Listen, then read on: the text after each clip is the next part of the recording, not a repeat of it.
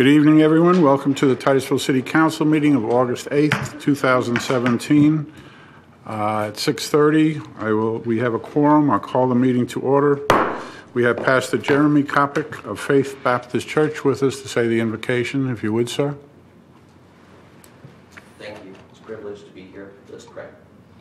Dear God in heaven, thank you so much for the opportunity that you give us to gather together tonight. We thank you. We know we have access to you because of Jesus, your Son. We're grateful for our Savior. Lord, we thank you for these honorable men and women in front of me, behind me. They've come together tonight to do your work. And I pray that tonight, Lord, they would be a blessing to this community. Your word says that they are your servants to do your work. And I pray, Lord, that tonight they would have your courage, your fear, and your wisdom. We thank you tonight also for the cross of Jesus. We hope that tonight, Lord, through the cross, that we might all, everyone in this room, that we might know you, that we might love you, that we might serve you all of our lives and in everything that we do tonight. We ask your blessings on this meeting. In Jesus' name, amen. Amen. Thank you, sir. Join me in the pledge. You'll stand and join me in the pledge. Thank you. I pledge allegiance to the flag of the United States of America and to the republic for which it stands, one nation, under God, indivisible, with liberty and justice for all.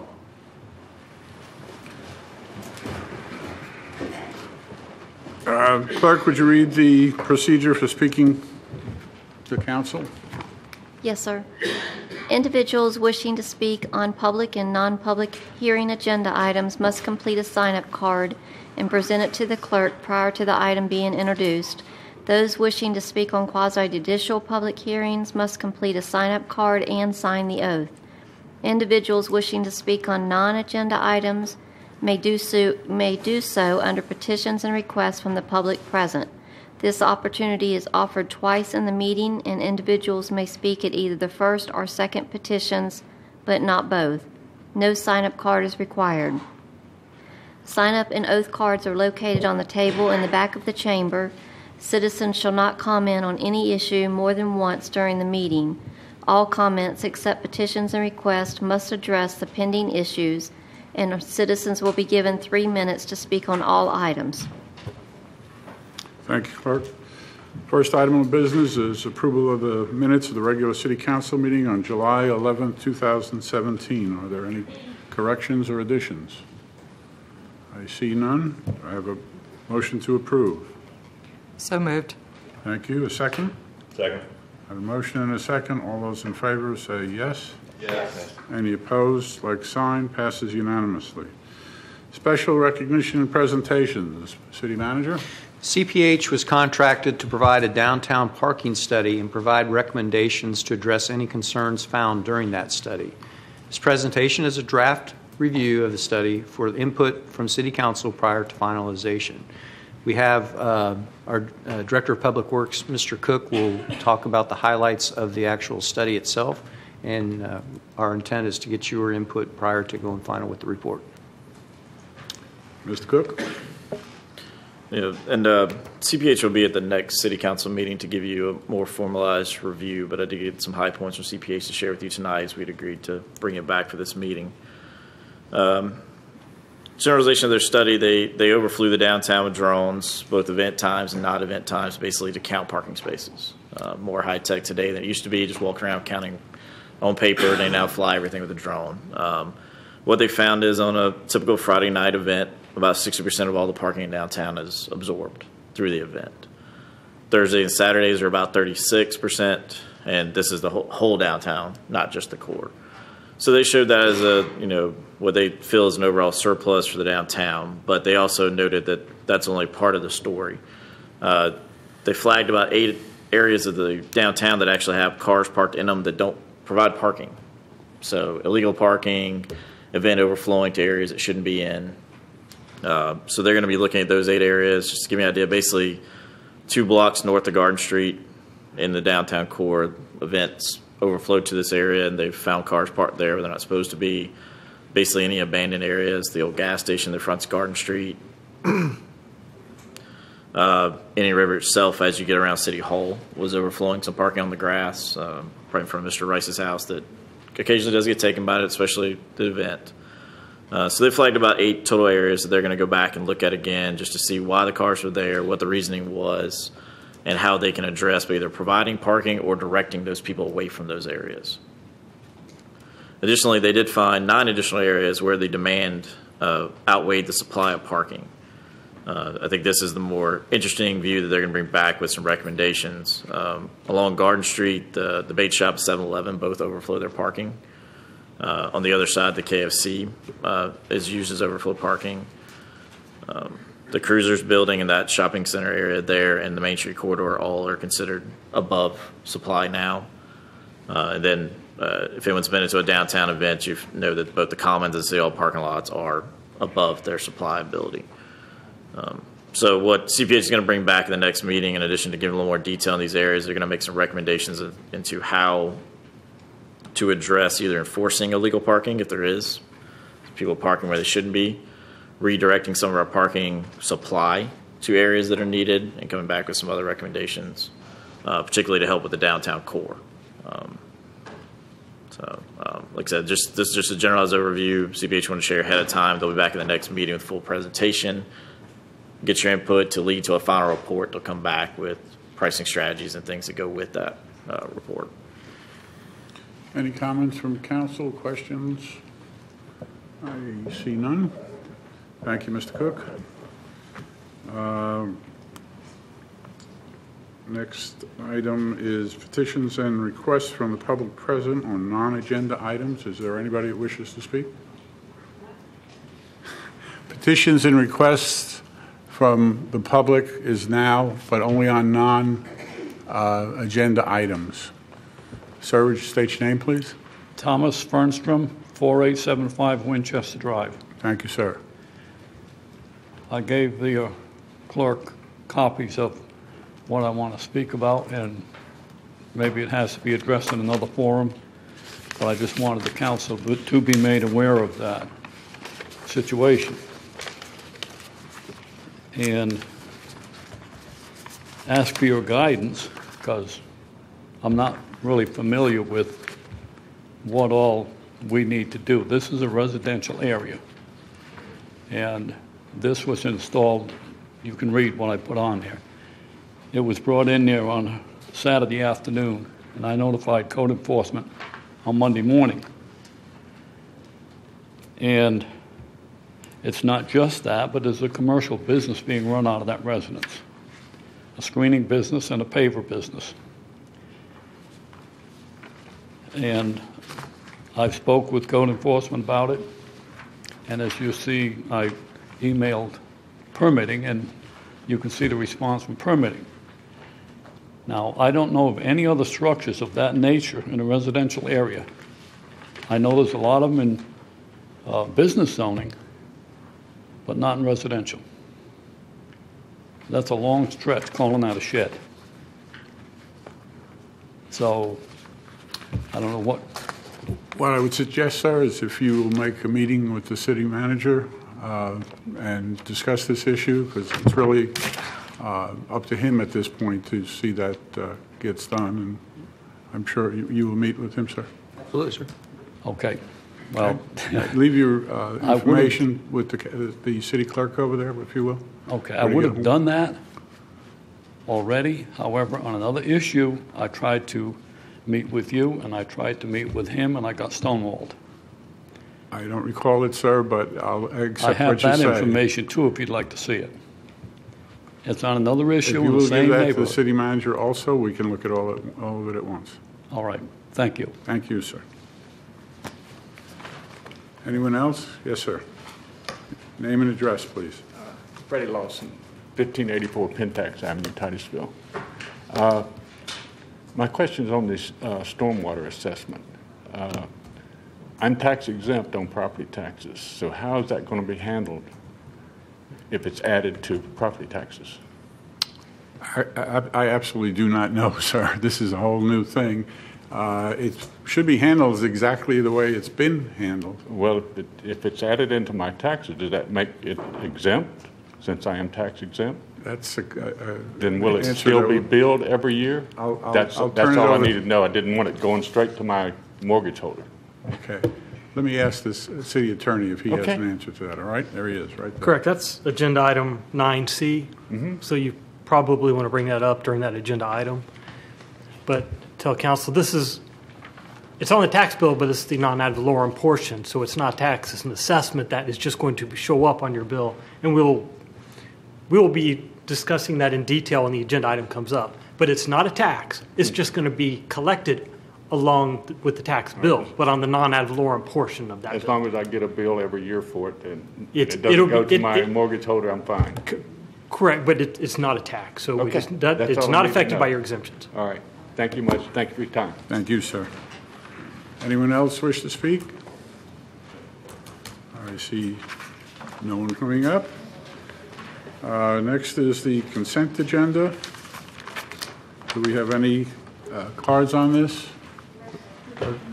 Does council wish to have anything removed from the list at this point? Sir, if we could pull 8H, and it's just due to the amount of the expenditure.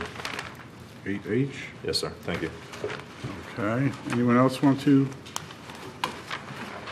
pull anything? Hold on 1 second.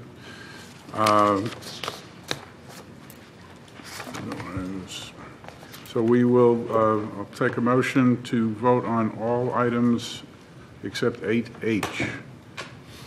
We'll pull 8H. Do I have a motion? Move to approve items 8A through 8G upon reading. Do I have a second on that? Second. Motion and second.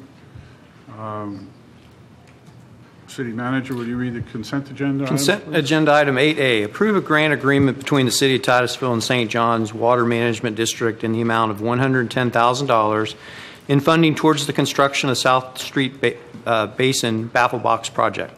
Additionally, approve associated budget amendments and authorize the mayor to execute the agreement.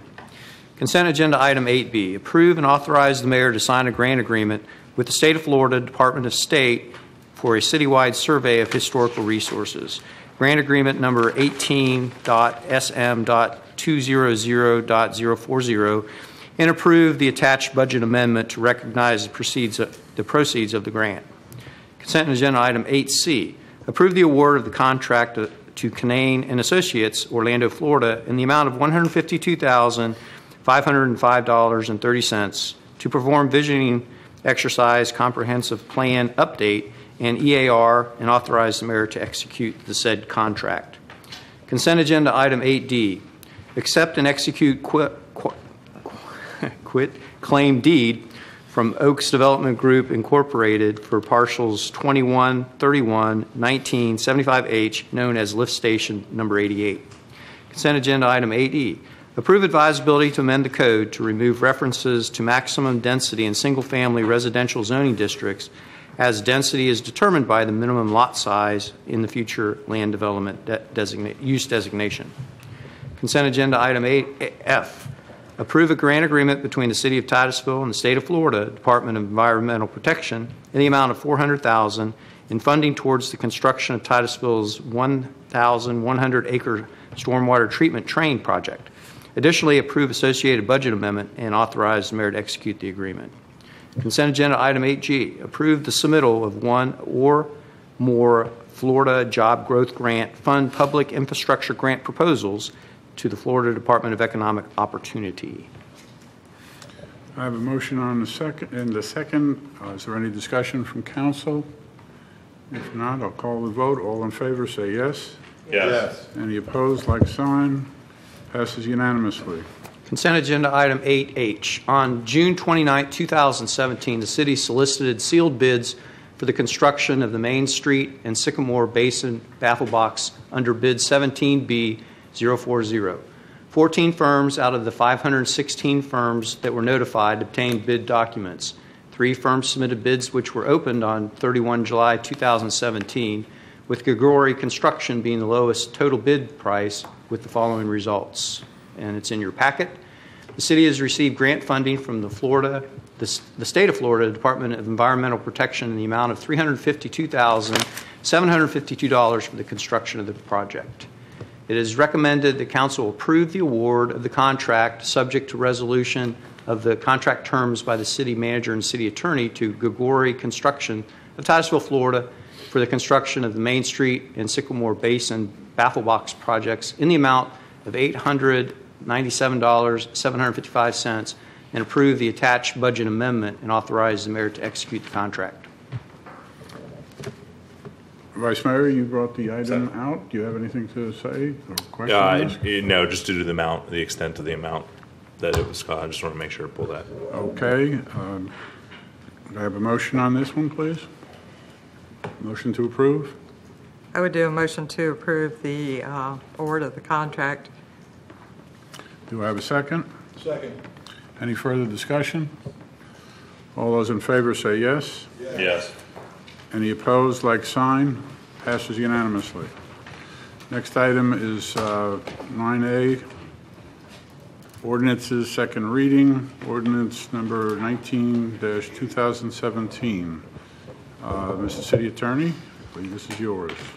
An ordinance of the City of Titusville, Florida, amending Chapter 28 zoning of the Code of Ordinances and Land Development Regulations, specifically amending Section 2854 use table to add sales of automobile vehicle sales in the Urban Village Zoning District, Section 2898 automobile sales related to sales of motorized vehicles, and Section 28363 outdoor display of merchandise related to automobile vehicle sales, providing for severability, repeal of conflicting ordinances, for an effective date, and for incorporation into the code. Planning and Zoning Commission recommend approval of this ordinance 4-1. The member voting in opposition expressed concerns that the proposal was not consistent with the intent of urban village zoning. There were also suggestions to permit the sale of other recreational vehicles such as jet skis, and a request to clarify the language of bodywork was included under the term repairs, which are to be conducted in the closed building space. At the June 13, 2017 City Council meeting, Doug Frazier of XL Project Management requested the Council grant advisability for staff to explore options to allow motorcycle sales and service within Urban Village UV zoning district. Council directed staff to analyze options and allow motorcycle sales within UV zoning. The included ordinance addresses the request to allow motorcycle sales in UV. If approved, the ordinance will amend the land development regulations to allow the sales and services of motorcycles. In addition, it will also allow for outdoor display of motorcycles only during the hours of operation of the associated business. All service activities will be required to be conducted within an enclosed building, and no service or bay doors will be allowed to be oriented towards the right-of-way. The proposed changes have been reviewed by XL Project Management and the requested staff to move forward with the version of the ordinance as included in your agenda item. And Ms. Busaka is available to answer any of your questions. Okay, I'll open the public hearing. Ms. Busaka, do you have a presentation? Or I just have a short statement in that I was asked at the last meeting about the ability to allow jet skis, and I believe my response was that under the definition, jet skis were prohibited. Were permitted. I misspoke in that the Condition A on the top of page 157 specifically limits this to the sales and accessory service of motorcycles. So that would have to be amended if you wanted to allow other recreational vehicles, such as jet skis. Council, any feelings on that? Nobody cares.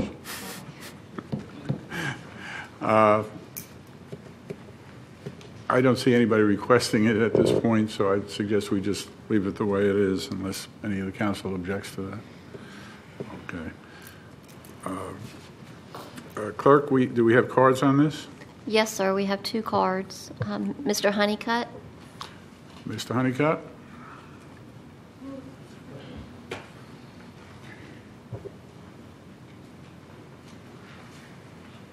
Good evening. Good evening. Rodney Honeycutt, 3700 South Washington Avenue in Titusville. I don't really have any comments. I thank you for considering this and advising staff to bring this forward. And if you have any questions, I'll be glad to answer. Any questions for Mr. Honeycutt at this point? No, sir. Thank you. Thank you. Next card, please. Doug Kaiser. Mr. Kaiser, how are you, sir? Good. Good evening, council members. Doug Kaiser with Excel Project Management from Columbus, Ohio. We're the developer of the Titus Landing project, and Just to reiterate what Rodney Honeycutt said, we appreciate the action taken, and I'm here to answer any questions. Any questions? Oops, I see. Member Stokel. Yep. I just want to clarify because didn't know why jet skis even got brought up in P&Z. Do you know? It's just strictly motorcycles. That It wasn't a request that we made. I think Okay. I think it was my recollection is that the member of Planning Commission felt that motorcycle sales was too restrictive, and in the future it should be allowed to be something greater than that. Okay, but we have no need for that at this time with I what's do going not. on there right now. Okay, thank you. Thank you, sir. I'll close the public hearing. City Council discussions? If not, do I hear a motion? I will make that motion for you. Thank you. Do I have a second? Could you specify motion to approve ordinance number I'm 19, sorry. 2017, if that is your motion? Motion to approve ordinance number 19, 2017, motorcycle sales in urban village UV zoning. Second. I have a motion and a second. All those any further discussion? It's a roll call vote, please. Member Diesel? Yes. Member Nelson? Yes. Mayor Johnson? Yes. Vice Mayor Behringer? Yes. Member Stokel? Yes. Passes unanimously. The next item is 9B, ordinance number 21-2017. Mr. City Manager. I'll read the The city ordinance. attorney, sir. Sorry? Attorney? The city attorney will read the ordinance, sir. City Attorney. Ordinance number 21, 2017, an ordinance of the City of Titusville, Florida, amending the Code of Ordinances by amending Chapter 5, Animals, Article 5, Livestock and Fowl, by amending Section 586, Certain Animals Restricted, Permits for Certain Animals Required, by permitting backyard chickens subject to regulations, providing for severability, repeal of conflicting ordinances, an effective date, and incorporation into the code. The Planning and Zoning Commission recommended approval of this ordinance 4-1 with the recommendation that the City Council adopt a registration process and a requirement to attend a class. The member voting in opposition recommended a minimum lot size of a ½ acre. At their 25 July 2017 meeting, City Council conducted the first public hearing of the proposed backyard chicken ordinance and requested additional information regarding permitting, fees, educational requirements.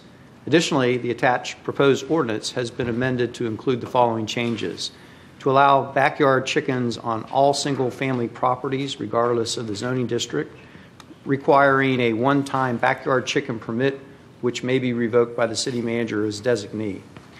At the April 11th and April 25th, 2017 meetings of the City Council, several residents requested that Council consider allowing backyard chickens in all residential districts. The City Council provided advisability staff on 9 May 2017 to develop an ordinance amending Section 5-86 of the Code of Ordinances, stating certain animals restricted, permits for certain animals are required to permit backyard chickens in all single-family residential zoning districts. The proposed ordinance includes 7 additional items that are included into your packet, and Ms. Busaka is available to answer any questions that you may have regarding this ordinance. I'll open the public hearing. Ms. Pusaka, do you have a presentation? Does staff have any questions? Does council have any questions? I see none. Wait, I see one. Oh, there you are again. Member Stokely. I know we had discussed at the last meeting. Is there a fee associated with this that you had recommended? The staff had recommended a $50 fee. Okay. But that is, I think it depends on what exactly you want staff to do when it comes to the idea of a permit. Okay. If you are asking staff to go out and verify that the coop is at the right distance and that kind of thing, that requires more staff time than if we're just accepting the receipt that they went to a class and a hand-drawn.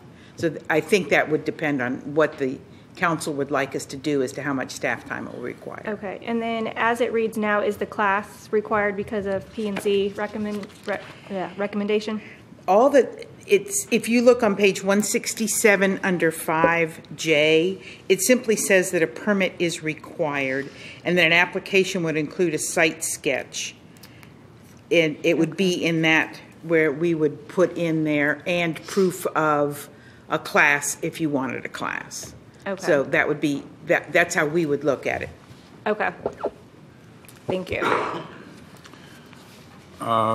Let's deal with one issue at a time, I guess. The matter of fee.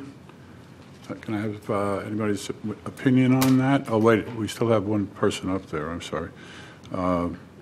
Vice Mayor, did you want to talk on that? I did. I had just a question. Okay, go ahead. And Ms. Bisaka, thank you.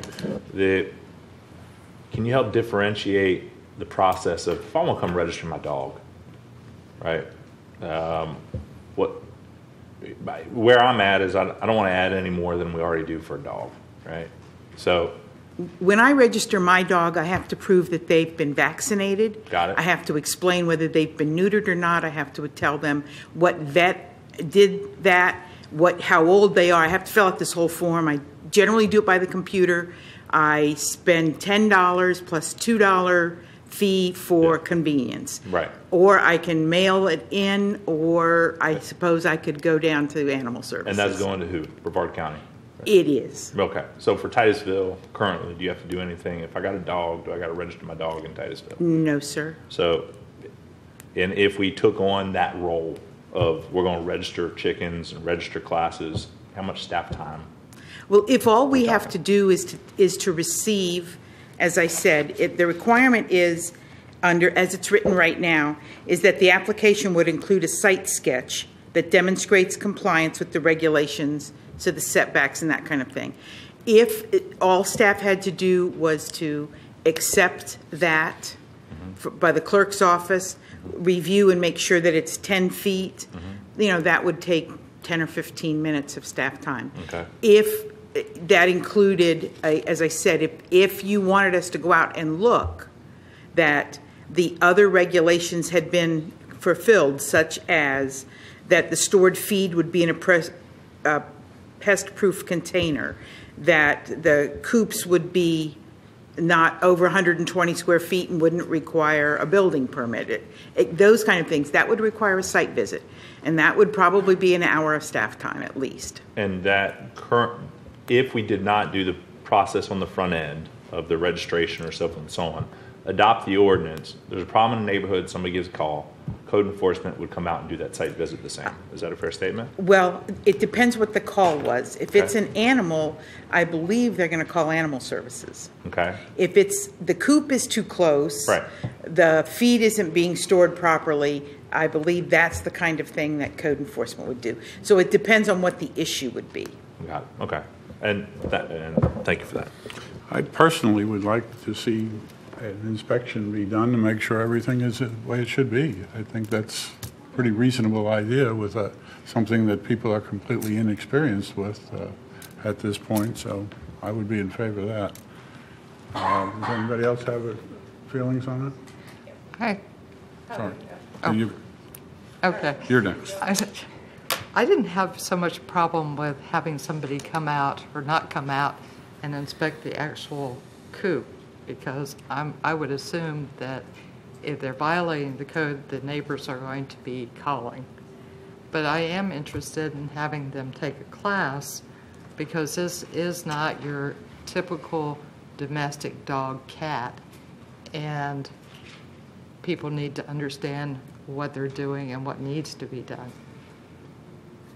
So right, I'm happy with the idea of let's do this. They file their application for their permit. They provide a sketch. They provide a certificate that says I've completed the class, and that's it. Anybody else have any feelings on this matter? Member Stokel? Yep.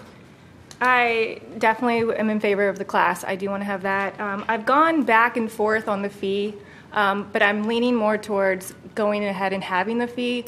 Vice Mayor brought up a good point. I do think that we should do this the right way. I do think that there should be a site visit. I think that most of our people are probably going to have it done right. I think it provides some accountability for people that are doing it that, okay, I'm willing to invest. They're already investing in the coop. They're investing in maybe a $50 permit fee. They're serious about it. I don't think we're going to have any issues with those people. What I hate to have happen is like, oh, there's no fee, da-da-da. I'm just going to throw it up and think I'm fine. So I think that this makes sure that we are being serious about it. We're willing to invest in it.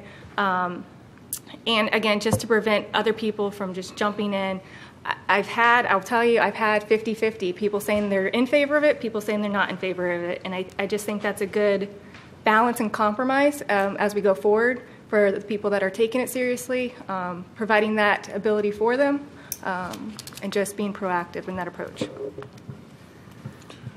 I certainly agree with that. Actually, I think we're doing the neighbors and the person who has the coop a disservice if we leave it up to the neighbors, because that could cause problems with the neighbors then. I think having an inspection by somebody who really knows what's going on would be a good idea myself. But I wouldn't have a problem with that either. Okay. I sort of felt like the people who are serious about this and who have gone through the class would understand this is what they need to do to make sure that these animals are well taken care of. Hard to believe it, but not everybody does everything completely right every time, at least in my experience. Anybody? Yeah. On this issue, Dan. So we'll get this one done. That's where I'm at. I can see that chicken over there somewhere, so I know this is the issue. No, I mean on this particular matter of an inspection. Yeah, and I want to ask a couple of questions because we're talking inspection, but I haven't heard what that is exactly. What is an inspection? What would you say an inspection is exactly? I would think that the person would go out and make sure that it meets the 10-foot setback as best they can. Now, not without requiring a survey, this is going to be our best guess. I think that we would want to make sure that it was less than 120 square feet, because at 120 square feet, a building permit is required. And those are the two things that I think that they would want to make sure. They want to make sure it was in the backyard, all the things that are required as far as the location.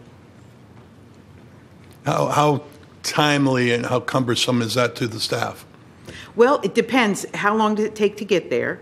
And then I would think that if it's easy, it might take 10 or 15 minutes to make sure the person's home, because we don't want to be trespassing, so we'd have to have some kind of arrangement, and then go out there and measure as best we could, and then that should be about it.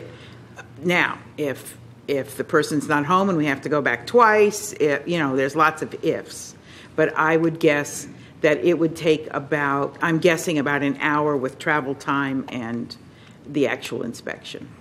I'm not opposed to an inspection. I think that is a unique situation with chickens, but it's a unique thing for someone to first time ever own a dog. And I can tell you there's some people near me that don't realize their dog barks all day, and I don't see anybody inspecting that. I feel like sometimes a new thing gets us a little nervous. Certainly it does. But I feel like that I don't want to overly – I'm not opposed to it. That's why I want to know what it is. I want to know how time-consuming it is and how cumbersome it is. There are an awful lot of first-time dog owners that could use an inspection, but we don't do that. And I just want to make sure we don't overly treat this so differently than an iguana or a dog or a cat. And rest assured, and it's been said here several times, I'd like to think that everybody does it right, but they don't. And like I said, I can just go fairly close to my house, and there's a dog that barks all day, and it doesn't matter. I mean, and I don't know what we do about that. And I'll leave it the inspection part at that. I have some issues I want to think about. I'd like to visualize what an inspection is and how much different it is than anything we do for any other pet. I have to add to this is different than any other pet. So is an iguana. Yeah, but the iguanas aren't outside in a let me say this. Let me just say this, as I said before, I am not opposed to it. I want to hear more about it, but we're asking all of a sudden these guys to do a whole new inspection they've never done before. And inspection sounds easy till you got to get in the car, go find them, and as she just said, then we got to go back. I don't think that every first-time pet owner, I think every first-time pet owner should maybe go through something. But I don't want to see that happen, and I certainly don't want to, overdo it. I do feel like there are, and again, come to my neighborhood. I mean, there are dogs that are barking right now, and these people should be held accountable for that. At the same time, again, chickens are different. I get that. Iguanas are different. Pit bulls are different. Cats are different. I'm not opposed to it. I just get concerned about what we're asking them to do all of a sudden. As far as the inspection, I think there are different municipalities and so forth that do ask for an inspection. So I think it's probably something that staff can look up and just go along with that type of inspection. Is that correct? Yes, there are. Are you asking me if there's cities that require inspections? Yeah. Yes, there are. The City of Melbourne conducts an inspection annually, and they have their code enforcement officers go out and look. Okay. I'm not suggesting we do it annually, but I think first time out of the box would be helpful to keeping neighborhoods friends. I'll put that on the list at this point, and we can talk more about it. I heard you say 10-foot setback. As I recall, in the last meeting, you said 20 and then compromised to 15. I believe, yes. The original was a 10-foot setback, and we asked about the feasibility of 20. A lot of the people thought that it was too restrictive, and I think we talked about maybe 10 or 15. The code, I'm sorry, the ordinance currently says 10. Okay. And I'm sorry if I didn't understand that was council direction. I thought that you were still thinking about that, but we can certainly amend it to whatever you'd like. So if we did 15, let me ask council this. If we did 15 feet, a class and an inspection in this ordinance, I think everybody would be happy. Yeah. Before you get nobody's going to. Before you get a consensus on issues, I'd open up the public hearing and take cards. Okay. But also, Mayor, if I could point out, Yes. During your discussion, of course, if you can decide whether or not you want to have a permitting process and inspections, and certainly you can also decide whether you want to require a permit fee. But with regard to the amount of the fee, you can certainly say that they will pay a permit fee to be established by resolution. So if you decide you want a permit and a fee, council staff can come back to you with the resolution setting that fee. That way in the future, if they want to amend that fee, you don't have to amend the actual ordinance, go through 2 public hearings. They could do it through a resolution in the future. So that's a consideration when you set the amount of the fee, whether to go ahead and just establish that there will be one, and then staff can research that, come back to you with a resolution to set the fee. But the inspection we have to put in today, correct? Correct. You can discuss the conditions of inspections and permits, but I was talking about if you decide to do that, you could come back later with the resolution to set the amount. Okay. I'll do what you suggest, and I'll open the public hearing. Do we have? One more staff question. I'm sorry? I don't additional. Oh, go right ahead. Thank you. So that I understand better opportunity, right? So currently, the people in the department that would take permits and go make visits, if we went in that direction, what do they currently do? What do those folks do now? And where I'm going with it is that if they're approving permits for businesses to get going, and they're approving permits for houses, and they're approving, and now we've taken them away from that to send them out to slow down businesses and housing development and so forth and so on to go check chicken coops, and not add additional staff to help with that, which is now costing more money. What kind of jobs do they do now?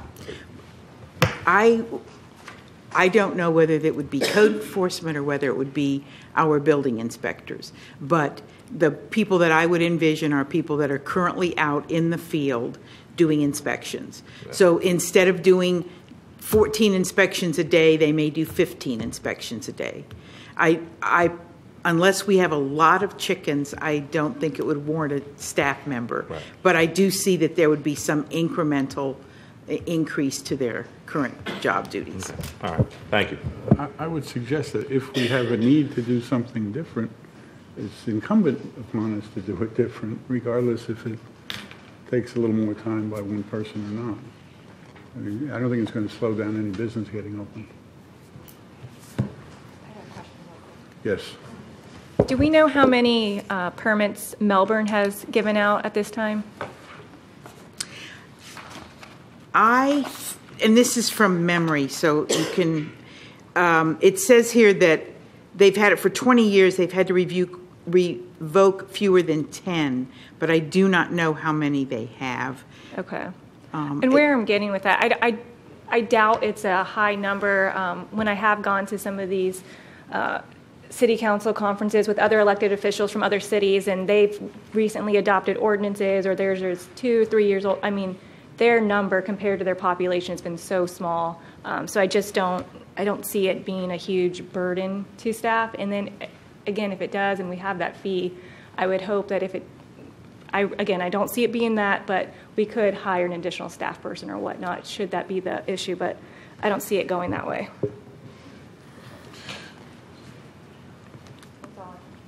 Okay. At this point, I don't see any other people wanting to speak. Cards, please. Beatrice Chamberlain. Should I wave now?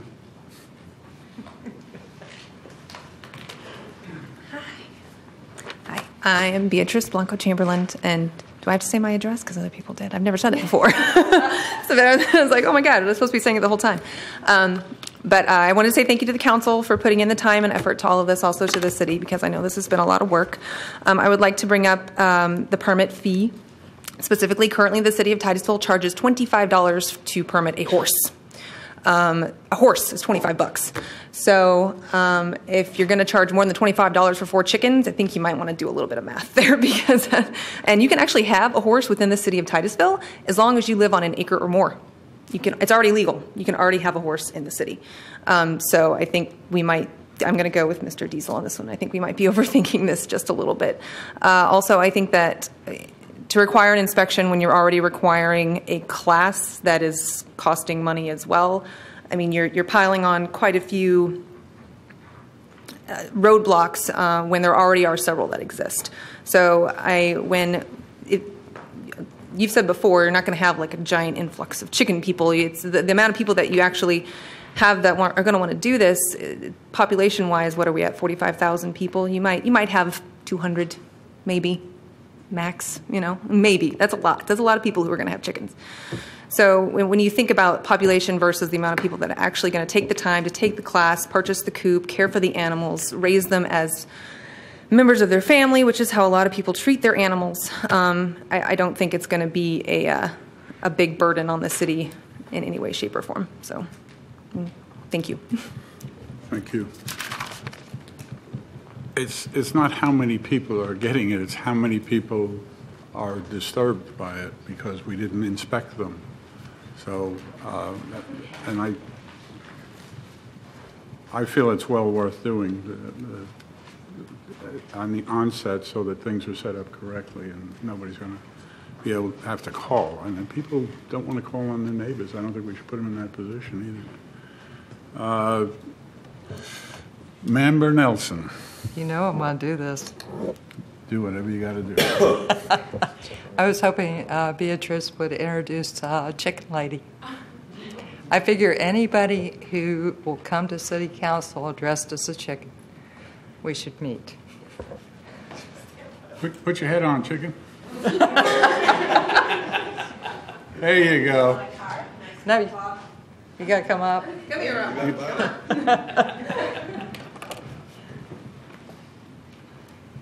Ma'am, did you say you didn't fill out a card? You can talk, but fill it out afterward, please, so that we have a card.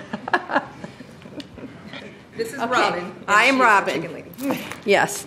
I moved up here from Fort Lauderdale a year ago, which you are allowed to have chicken. Fort Lauderdale is a big city.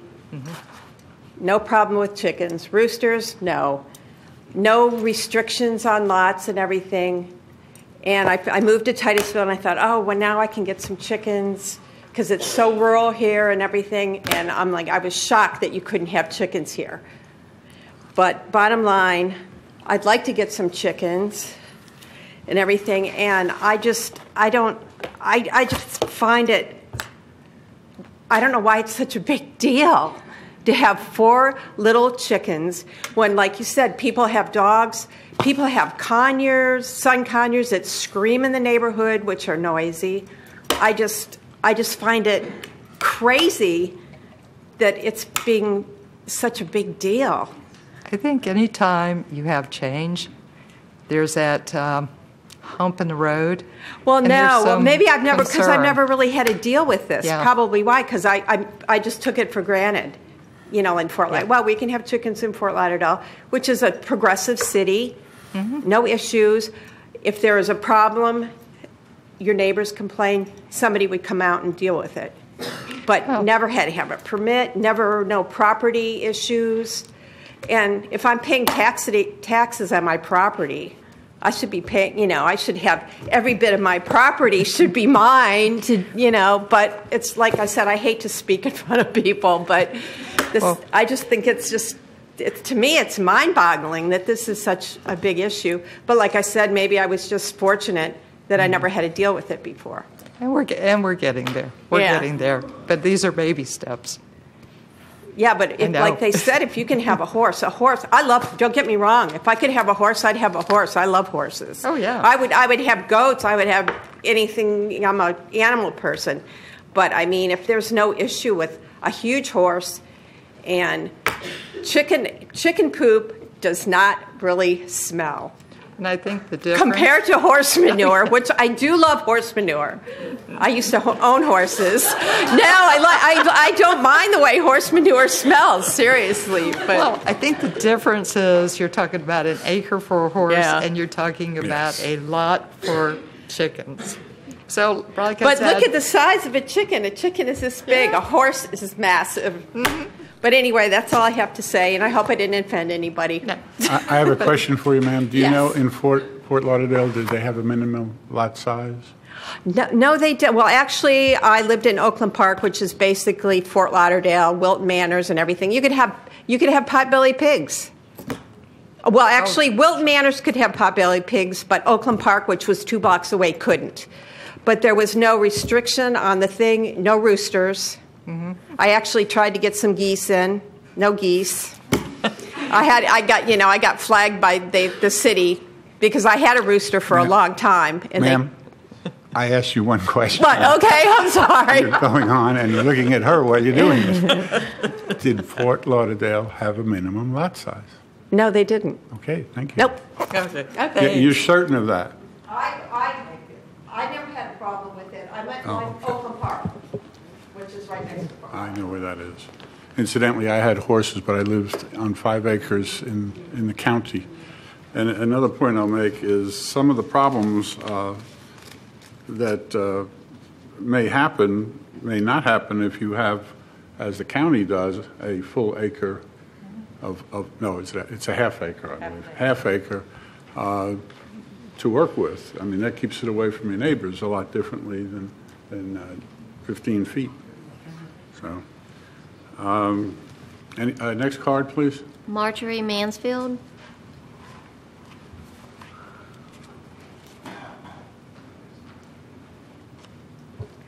Good evening. Thank you once again for your time and just listening to us. I specifically kind of want to go with the horses. That was noted. I've had and have had horses since I was 8. Grown up with them. You are requesting a $25 fee for a horse. Do you inspect the horses? Do you send someone out to look at the stall, the barn, anything like that? You're requiring 1 acre for a horse, which, comparatively speaking, if you have one horse, which on average weighs on a smaller size, 800 pounds on 1 acre, it's not enough room for a horse. How is it that there seems to be no issue on the horse side, but we're having all these setbacks and these inspections and these fees and these classes? Do you require classes for horses? When I read through the ordinance, there was nothing. So when we go through and we look from the 2013, when you had it first, the permit was $100 for 4 chickens. Then you guys knocked it down, or whomever was on the council, knocked it down to $50, again, for 4 chickens.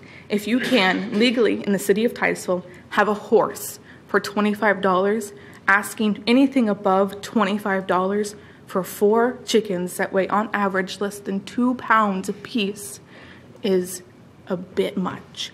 We are already paying for a $20 class. We're already investing in the chickens. We're investing in the coop.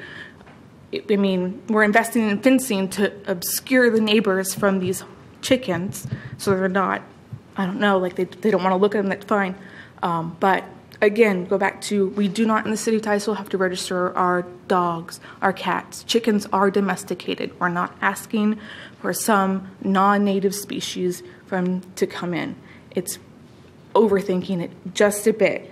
I did also want to talk about the inspection on the feed proofing. Are you going to have to then come into my home to inspect where the feed is? Because I keep my feed inside. Same with horse food. Anything animal feed, you keep it inside, out of the rain, out of the damp. You don't want it to mold. You don't want to attract pests. Any normal person would do that, dog, cat, or otherwise.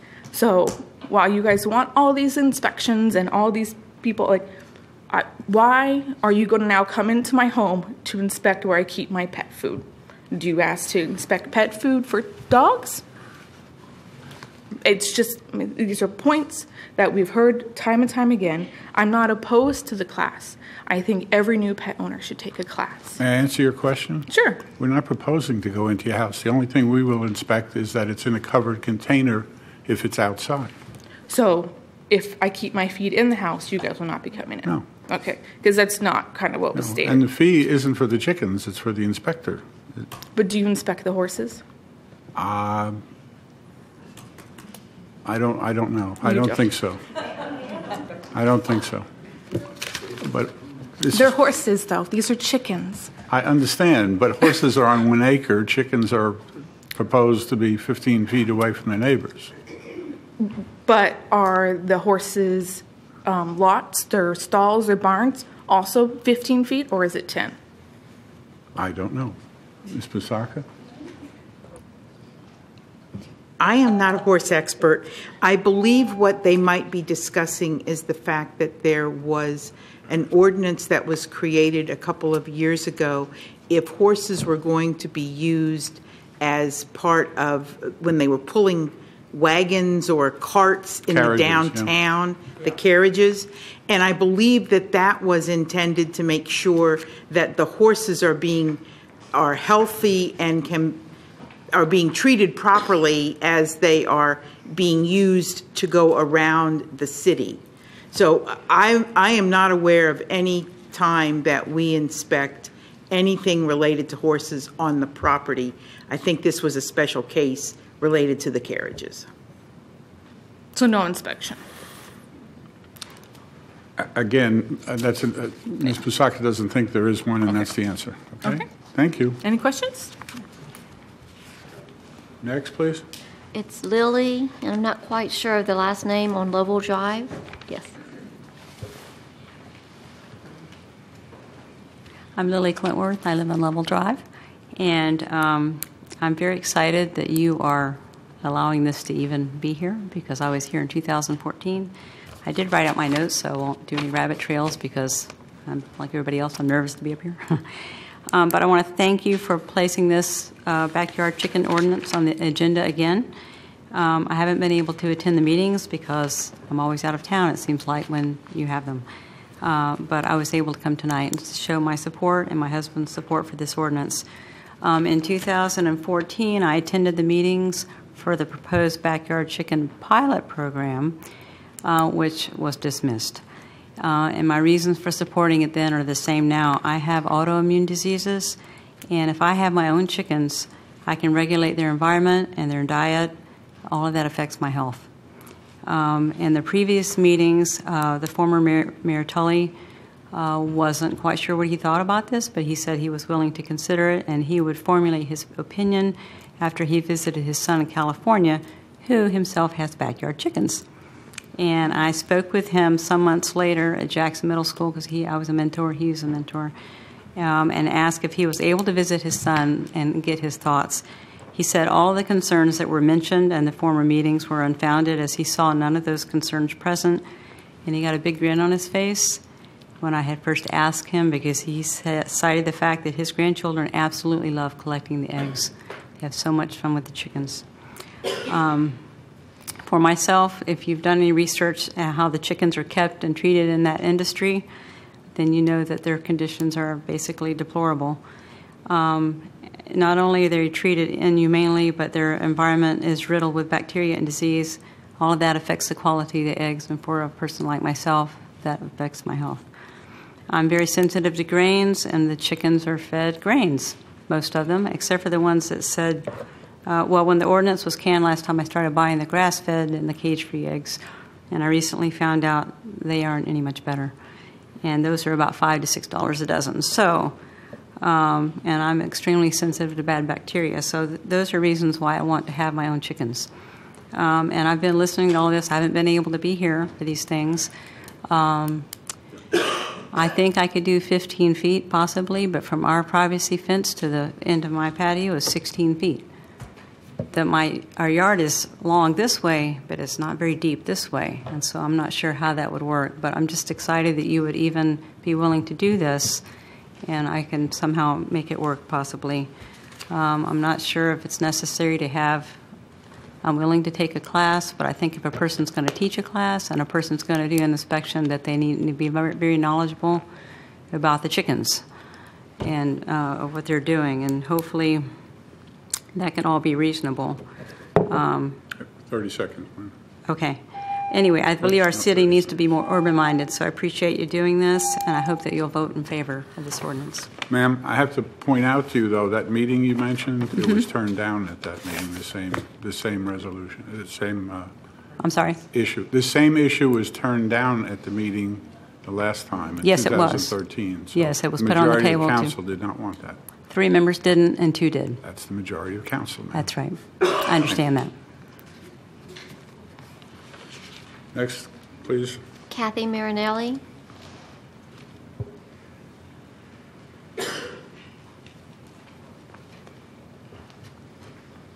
Hello, everyone. Hello. My name is Kathy Marinelli. I am a resident of Titusville, and I do live in a residential area that would be affected by this ordinance. I am strongly in support of it. Some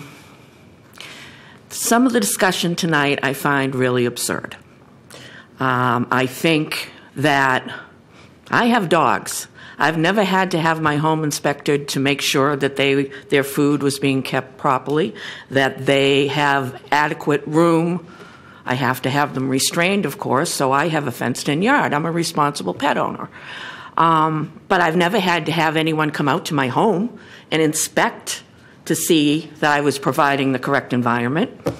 I think some of the thing that we're losing here is being concerned about the chickens themselves, and I agree they need to have enough room so that they can prosper, but I'm also feeling like people that want to keep chickens, they're not looking to start a farm, they want to be sustainable. They want to provide their children with healthy food.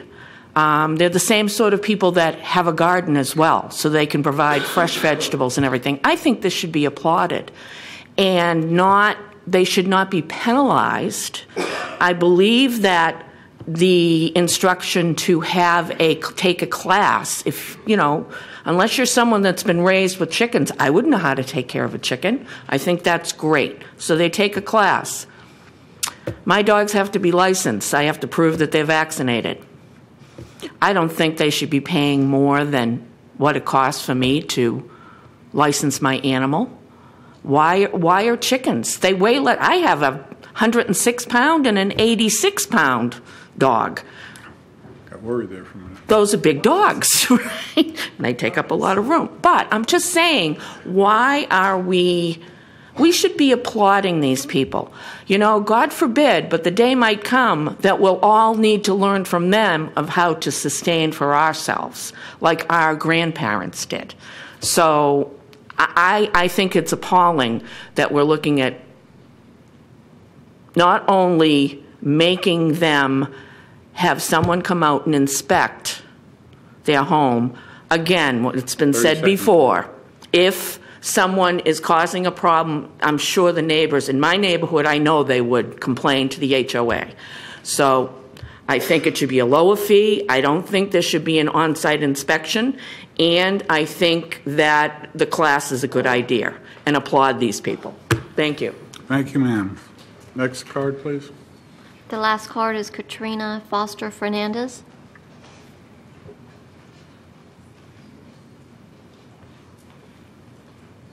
How y'all doing? I'm Katrina Foster Fernandez, and I sent some of you guys an email. And I first want to say I appreciate the ones that responded back. And if you haven't gotten the chance, I'll go ahead and explain it. I live in my first home, and I didn't know about ordinances and everything like that. And it was something that I had to learn. And I'm a horrible speaker, and I'm sick, and I'm having an asthma attack. But we're going to get through this because I have to tell you this. You know, I recently adopted 5 children. And additional to the 5 children, I have 3 others, 1 being in the Army and 2 at home. So I have 7 children in the home. When I first bought my house, I had, coming from New York City, you know, to Titusville, I thought you could have everything you wanted in your backyard. I didn't know. And it was when I put a new roof on my house and a code enforcement officer came. He told me that I was in violation by having my chickens. And that's when I realized, okay, I had to get rid of them. So I did. You know, I'm law-abiding. Whatever the rules are, that's what I want to follow. So I gave my chickens away to a neighbor that could have them. So that was pretty heartbreaking for my children who had just recently came into my home. You know, they were therapeutic for them. All my neighbors loved them. All my neighbors, nobody had an issue. You know, when the chickens first came, you know, we was learning about them. We studied on them. We had got education from the Brevard Feed and Seed, who had instructed us how to take care of them, things we should look for. And I would go back periodically, and then we brought the chickens home. I never once thought to check the city ordinance to find out, because to me this is country in Titusville, coming from New York City, so I thought everything could happen. So I just sat there. I honestly didn't know. So when I found out, I got rid of the chickens. But to make a long story short, with my large family, the chickens helped. Eggs, you know, being able to teach my kids how to take care of pets. We do have 2 dogs. Chickens are different, but they were our family and they were our pets. Matter of fact, 2 of my chickens won the pet contests for 2014, 2015 at both Petco and at Cracker Jacks for Halloween costume test. These were our pets. You know, I would post pictures of them. You know, my friend made my chicken a sweater to match my family's outfits that we was taking, our outfits for Christmas pictures. You know. 30 seconds, man. Okay. But I want to say that I really do not think that we need an inspection. If we have to have it, so be it. The costs and fees, I mean, I just don't see it. Nobody does that with our dogs. They don't do anything. And I think any responsible pet owner is going to take care of their animals. And, of course, you're always going to have them few people that don't follow, but I think those people should be penalized separately and that everybody shouldn't have to be doing it. I really want you guys to please vote yes. Please. Please vote yes. Please. You. Specifically you. We have met before. And, you know, I really, really commend you guys for bringing it, even getting it this far. But I can't express to you that everybody is not against chickens. No, and to be honest, all the meetings that I came to, which was only 2, they never sat there and said they didn't want any chickens. Gotcha. You got to understand something. These ordinances, I heard somebody come up, it's my land, I should be able to do anything I want. That's not really true. We have ordinances and rules and so forth because we are a city. Absolutely. We have houses that are very close to each other, generally, certainly much more than, say, the county areas and whatnot. And many of those rules you wouldn't want us not to have, like where gas stations can go. If they could put them in the middle of a shopping center, you wouldn't like that. Absolutely. But if they could say, well, it's my land, I can do what I want. So the rules are necessary to keep neighborhoods and the area from fighting with each other, frankly, in most cases. I will tell you up front, I had a bad experience, and maybe that's part of the reason, because I saw it firsthand where somebody did the wrong things. They didn't have a permit. They didn't do any of the things that I've since learned you should do with chickens.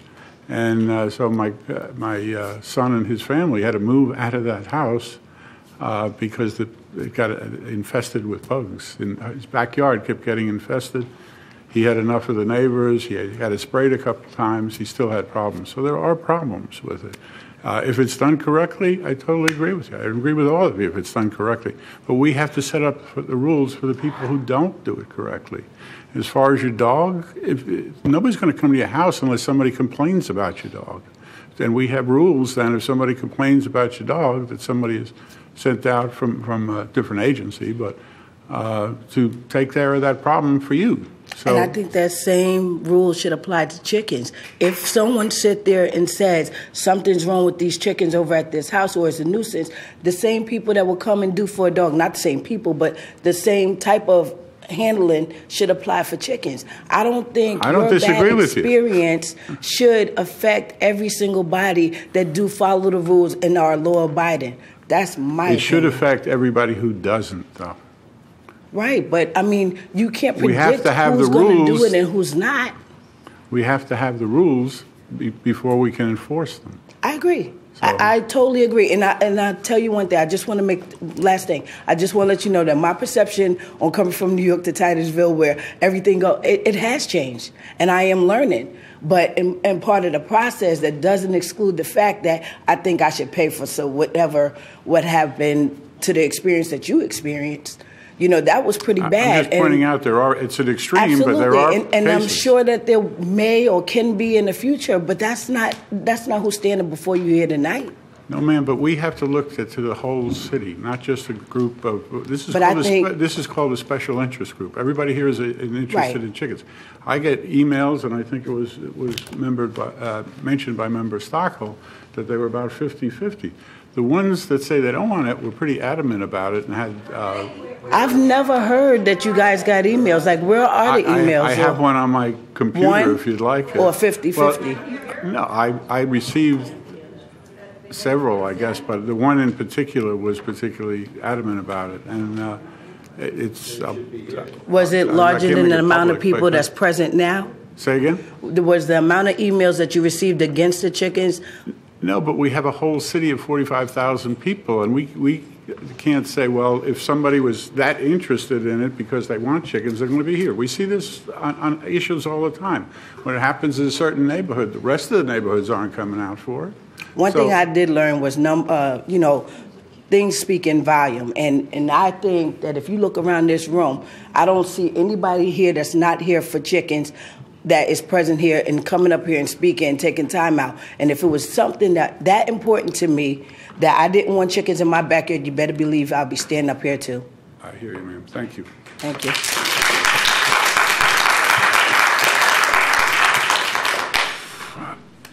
Any more cards, clerk?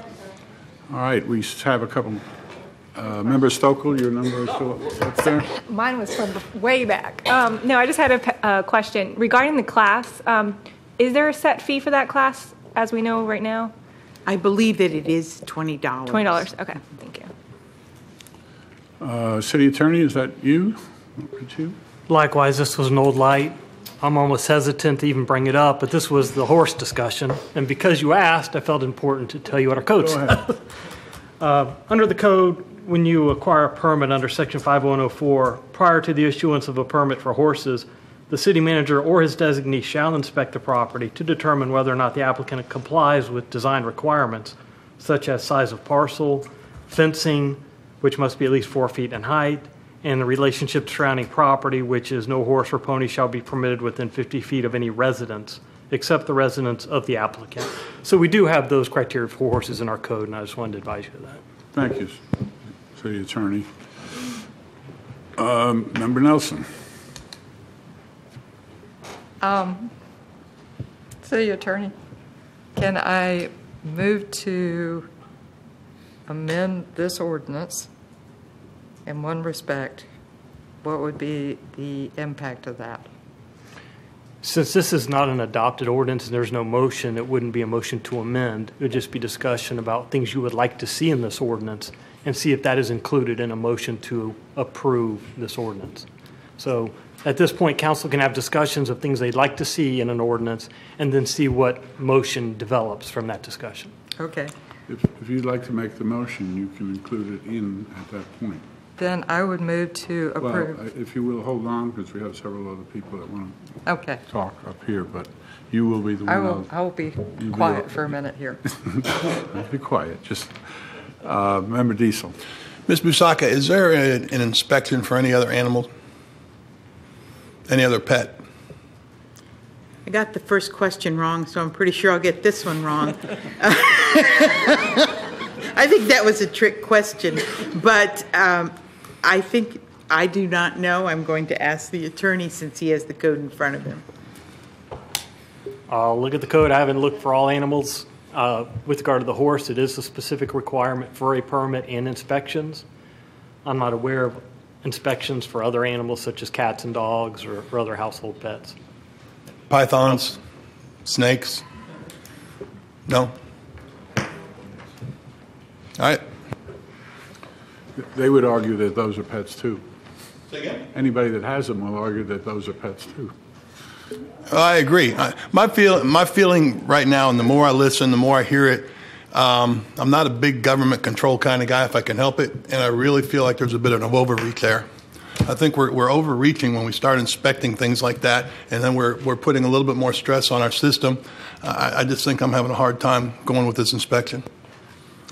Vice Mayor? Thank you.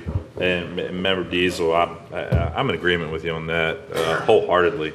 And so here's a couple things I think in thinking through this. Number one, for the submittal of the design sketch plan that would need to go to staff, are we talking about the individual just sketching out on a white piece of paper, or is it going to need to be certified by somebody? Is it going to require an engineer? Like, how far in detail are we going to sketch plans? What we say is a site sketch, which I would not consider requires a survey.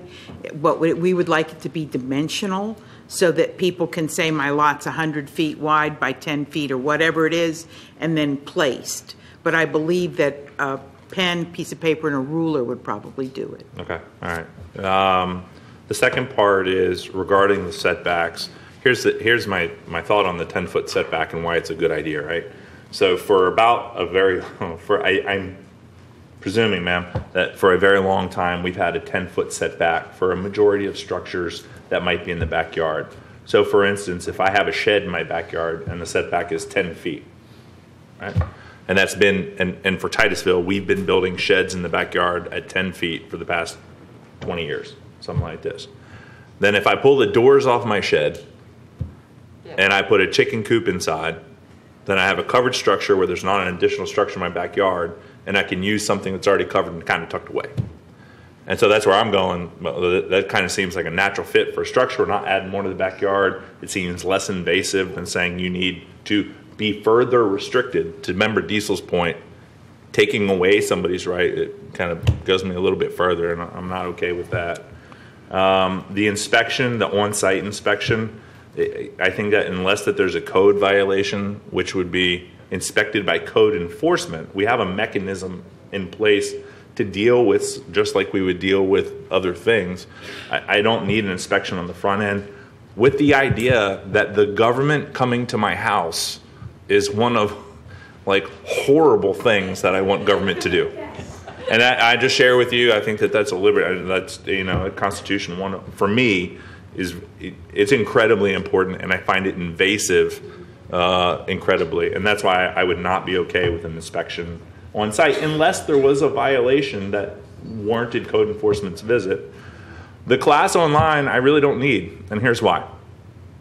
For the people that are maybe more seasoned in life, the chances are that I think that if they're getting into chickens at their house, they may have a little more experience from previous experience. For the folks that are not as seasoned in life, and this is their first go-round or so on and so on, then it's going to be, well, what class did you take? Because in my mind, I'm going, well, you go down to the UF Extension, it'll be great, they're highly knowledgeable, but that's one avenue. Or you can Google online chicken class, and for $20, I get my diploma as Master Backyard Chicken Keeper from Ohio, right? Certifiable by the Master Backyard Chicken Keeper guy. And so I think what is going to happen by default is that for those folks that are shelling out $100 on a coop and so forth and so on, that they are inherently going to do the research anyway. I do believe that that's going to happen. And for the person that wouldn't take those steps, I don't think the class is going to matter because they're going to put a chicken. They've already got a chicken in their backyard. That's what I truly believe. So these are just a couple rationales. The application fee, I think that would be. I would like to understand better how we arrive at the cost.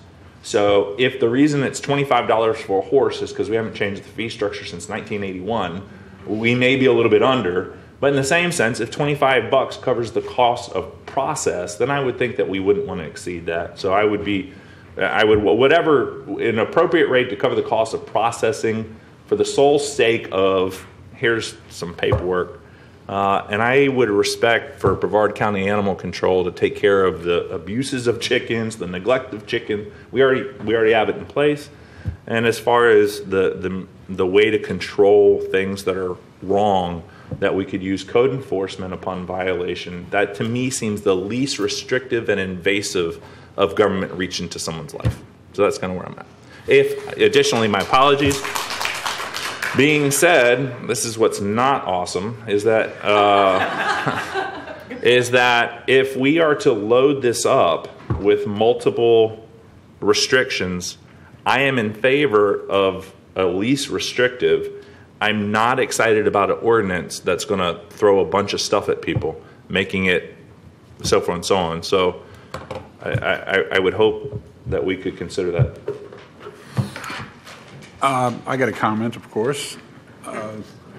If you took that same analogy with your building that's already there and you took it apart and you put goats in there, you think your neighbor would be happy with that? I think that's a fair question if we were discussing goats. Well, we're discussing chickens, and they leave their droppings right where they are. They do have bugs of many types, from what I read. And the classes, as far as the classes, it's not to teach them how to feed the animals. It's teach them about mites and vermin and things like that, as to what to look out for. And some of them, what I read, these little red mites are in the wood, go in the wood, and if they don't know they're there, it could cause a problem for their family. So knowing that they're there, they will look out for them, but they won't know if they don't go to that class. So there are reasons to go to that class. Even the gentleman that was here, who seemed to be in favor of it, advised us that a class would be a very good thing for everybody to go to. So it's not as silly as it sounds. Oh, well, who's next? Member Nelson. Is it time? Yeah, you can go ahead. I will say, after listening and considering and realizing that the 10-foot setback includes a privacy screen so the neighbors are not bothered by chickens, if they are bothered by chickens, I can live with that. I would like to see a class in there because I think it would be helpful for people who are wanting to get into this. I'm not real crazy about having an inspection because I think the neighbors are going to complain if there is a problem. So with that being said, I would move to approve ordinance number 21, 2017 with the addition of a class.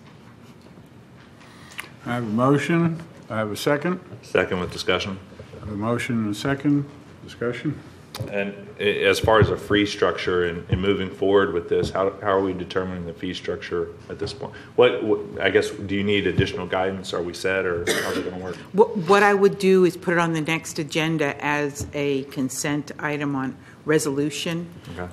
We could certainly put it on new business if you wanted, but what I would do is get a couple of staff members to draw a sketch, let another staff member review, see how long that takes, and see what our cost recovery would be. And so I would just have to come back to you with how long did it take to do that. Okay, thank you. Any other discussion? Yes. Yes, sir. Okay, so as it stands right now, what we're going to be voting on, I just want to make it clear. There will be a fee, but as the city attorney said, we can do that through resolution. So we'll just say fee as of right now. There's no inspection. It will be a sketch or picture.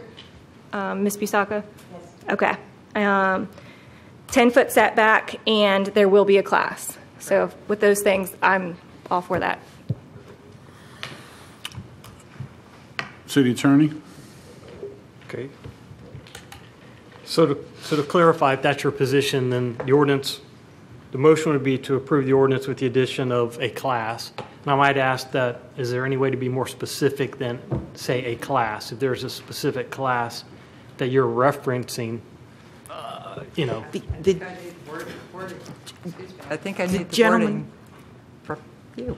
The gentleman here from IFAS said that he would be happy to coordinate classes, come to Titusville if that's more convenient, and to hold the classes here at the convenience of people who were going to attend the classes. So if you wanted to do that, then I would suggest that we say that it would be either an University of Florida IFAS Extension Office class, or if you want me to, I can get the exact language from this gentleman who came and spoke and say, how exactly would you like me to refer to your class? I think we could say IFAS University of Florida class. Certainly, if you want to clarify that. And secondly, it was just stated that you would be inclined to require a permit, but you're not ready to set a fee. So if that's true, I'd also add that you would include that they obtain a permit with a fee to be set by resolution by council. Can I just say, okay? Okay.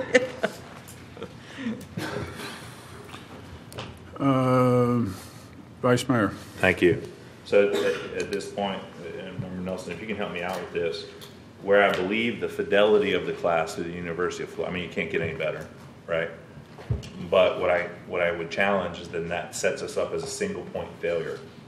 Because what's going to happen is, although respectfully, I know that the gentleman was very eager to be supportive, but having one guy from one place who can give one class based off his schedule, now we're into but we have to tee up the schedule and so forth and so on. And and designating one provider that government uses makes me a little bit concerned.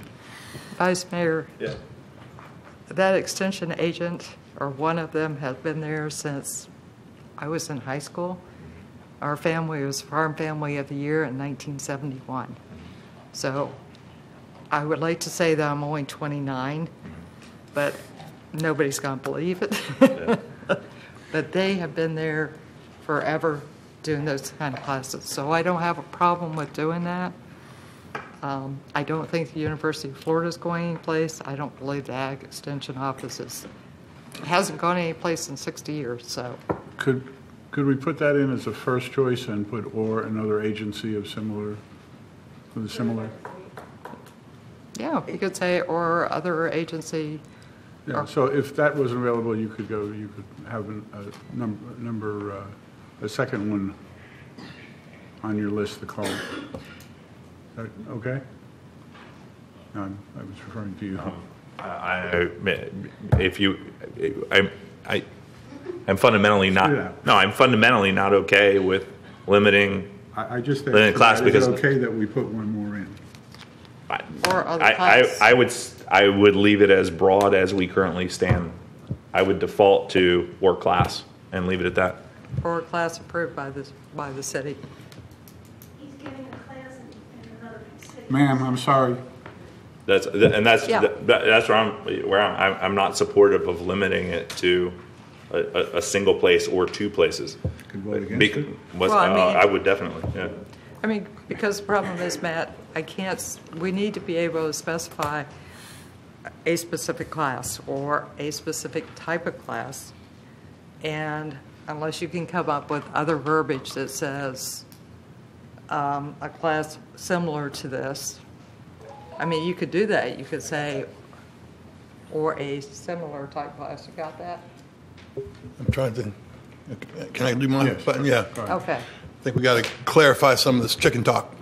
And really and truly, and I tend to agree with Vice Mayor, except I don't want to go into his Googling of all these crazy areas, but because I see what your point is.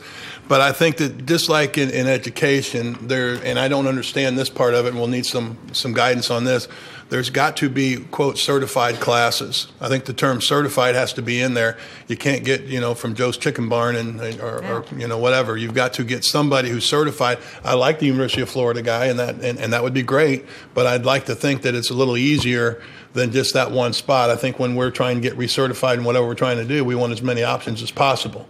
And when they're trying to get certified to have their chickens, they want as many options as possible, but I don't want them to just be frivolous, and they don't want them to be frivolous.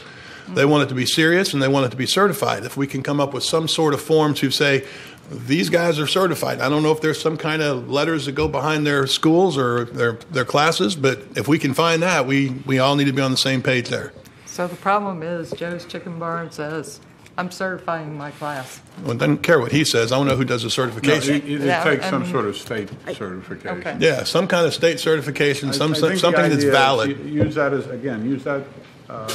IFAS as a primary, and then you look for some more certified There you go. outside. I just wanted to mention that the City of Orlando requires that it's a 2-hour class with the agricultural extension. There you go. So they limit it to the agricultural extension, which is University of Florida IFAS. But if University of Florida IFAS can give me another agency that they know is certified to provide that, is that acceptable? Mm-hmm. Yeah. Yeah.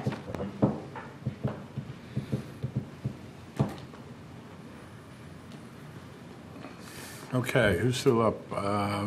Member Stockel. Yep, I was just going to add to that. I think, as Peggy just said, Orlando has it, and as I was reading through the notes, Cocoa has it. I don't think we're going to have a problem with UF personally.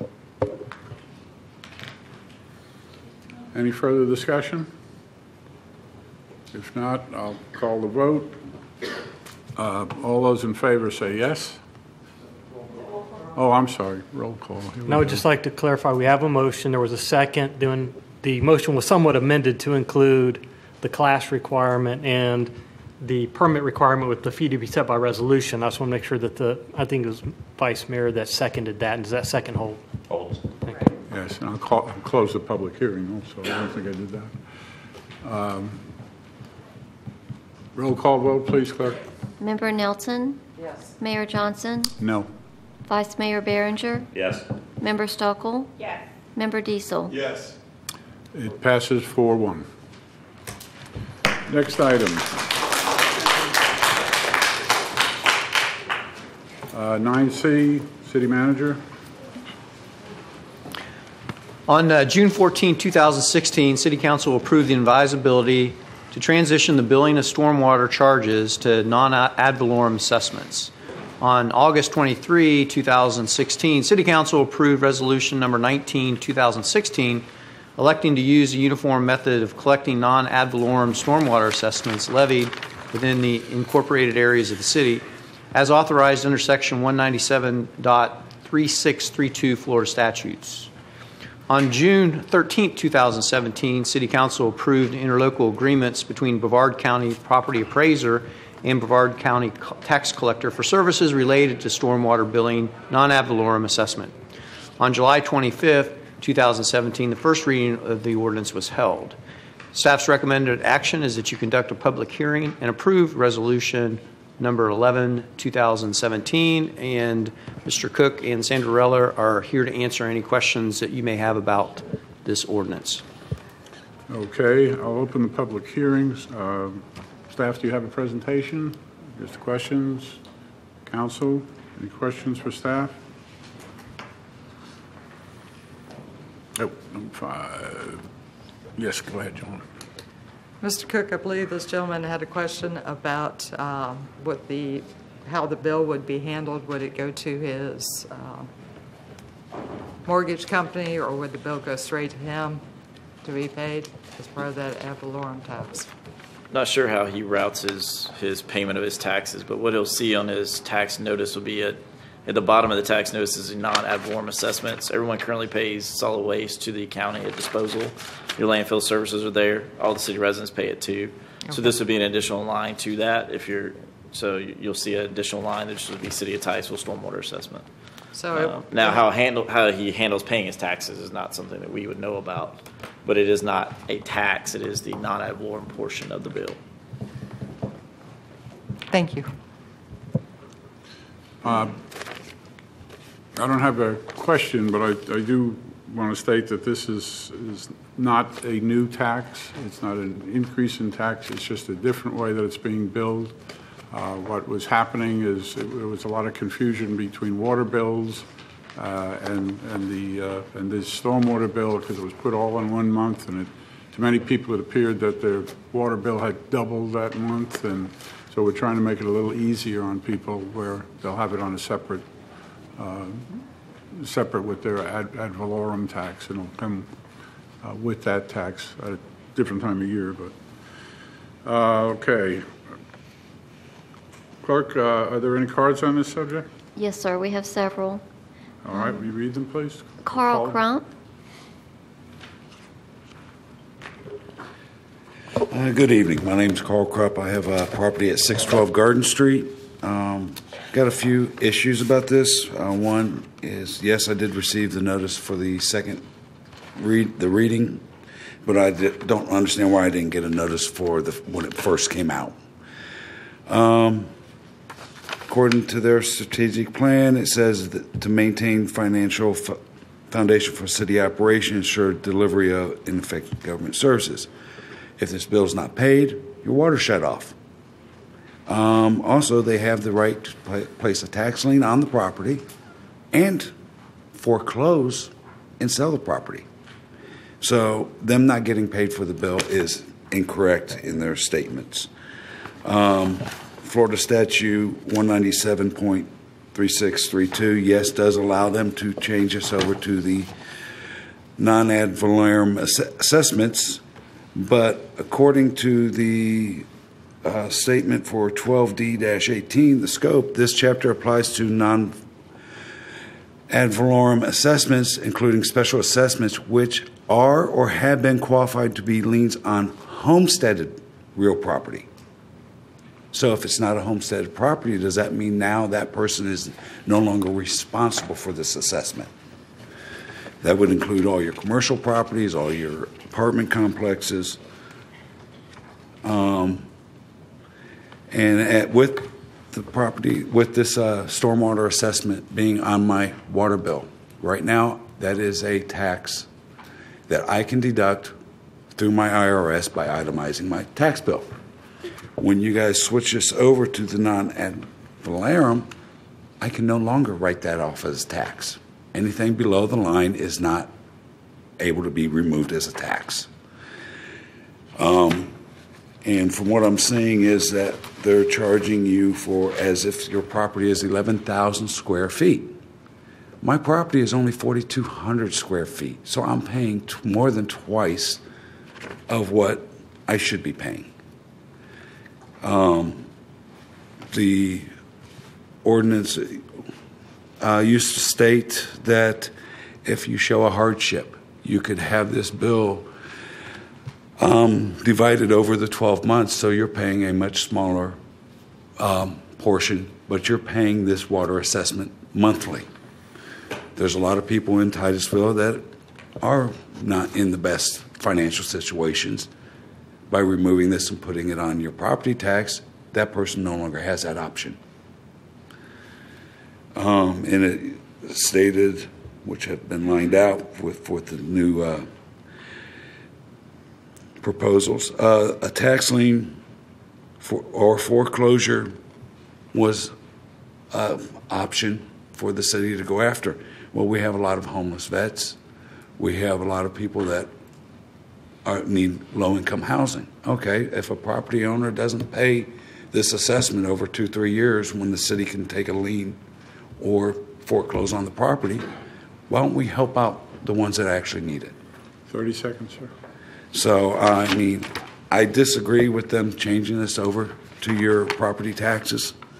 A lot of people don't realize, and it's going to hurt me financially. Plus, I'm already paying more than twice what I should have to pay for it.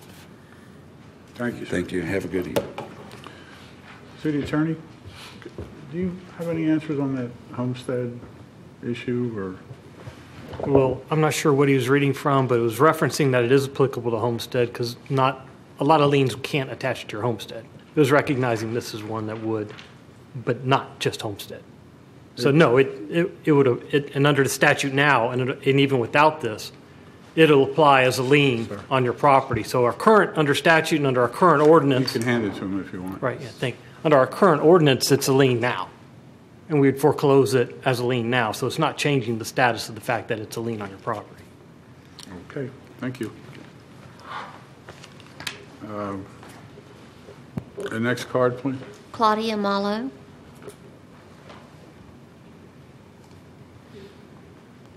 I live at 1660 Gulfview. That isn't my homesteaded property. My mother just left it to me recently, and because I've been having a lot of surgery in my age, I've been staying there because she rebuilt the house as a handicap house. And your name, please, just for the record. Your name? Claudia Malloy. Thank you.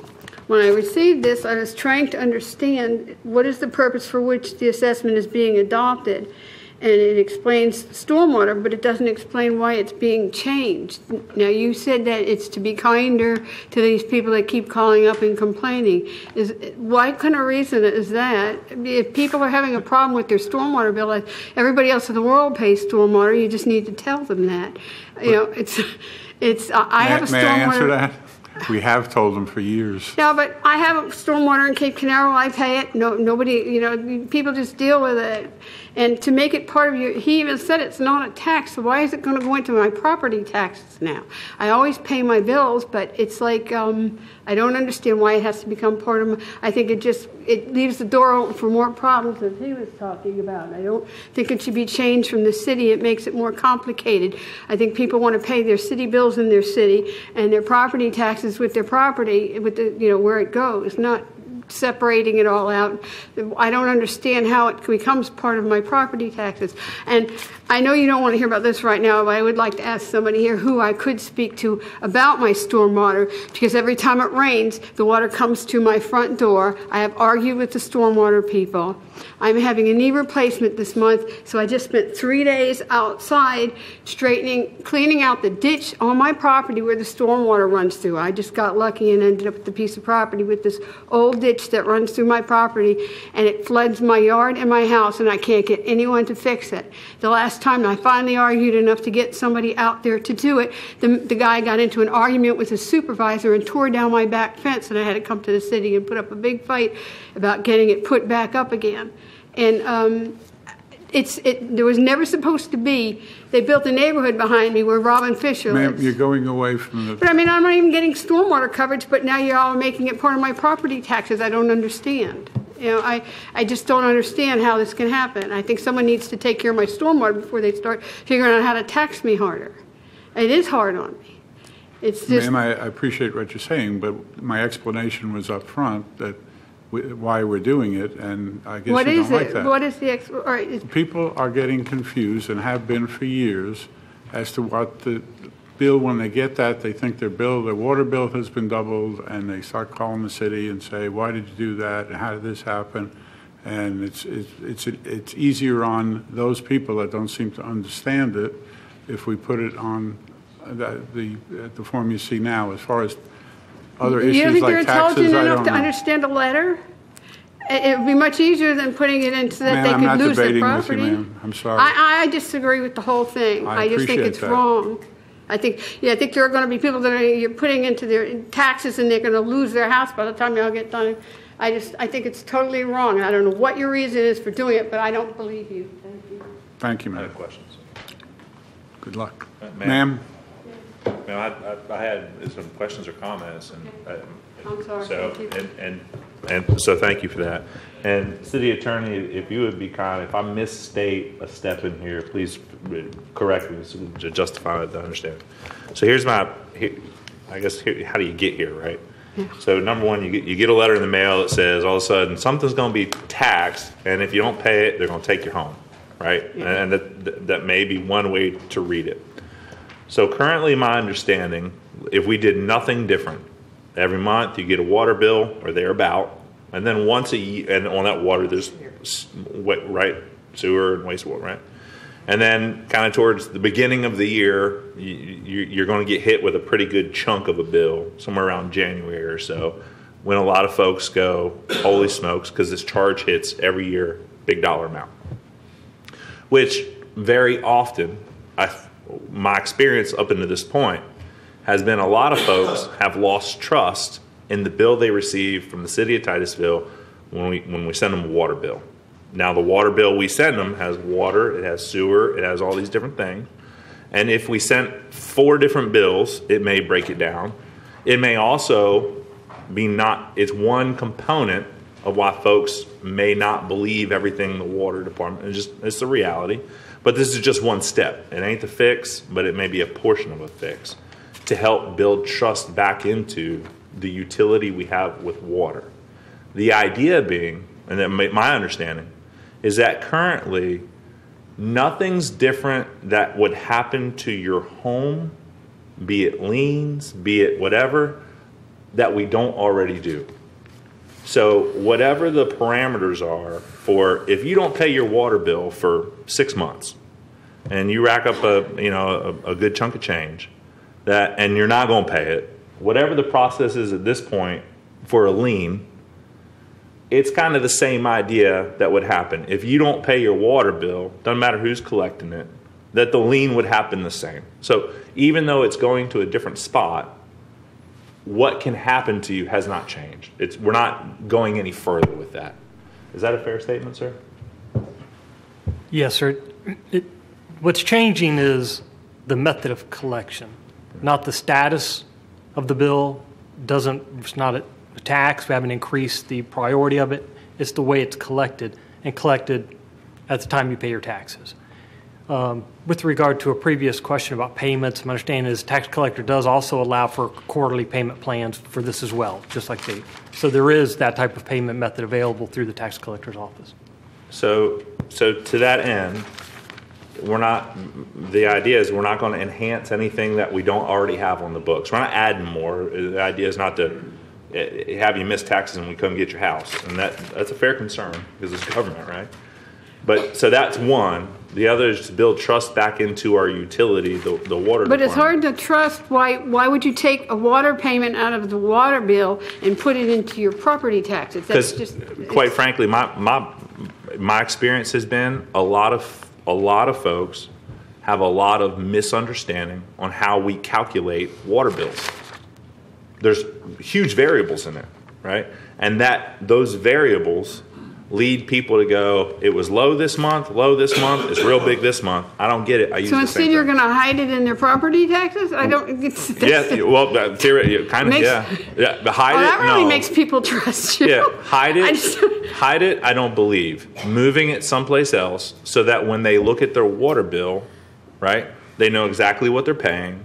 They know exactly what's coming. And as far as breaking down payments, where you may not see that big dump in January or February, having people take that hit right after the holiday season where they get a big chunk of a bill, for a lot of folks, I've had a lot of folks come to me and go, they don't understand why that happens every year. And every year it's almost like a surprise. To your credit, you're well informed. You get, I think. It should be spread out to your water bill. If everybody paid that little bit once a month, they would probably, this is right on there, that's your water, stored water. Yeah.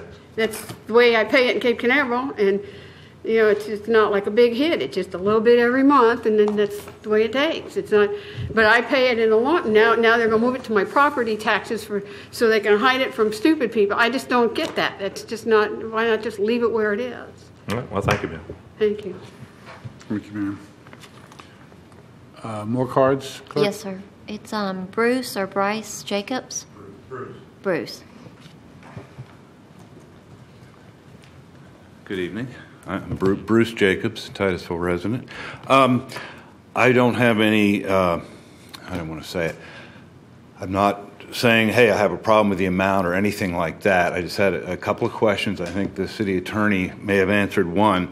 I have no problem, coming up with the money to pay the bill, but of course a lot of people do. And I thought when it was in the current form, if someone didn't pay it, yes, there'd be a lien on their property, but that would only come into play if they went to sell their property. They couldn't, sell it until the lien was satisfied. And I was worried this would make it where they, could foreclose, but that's not true.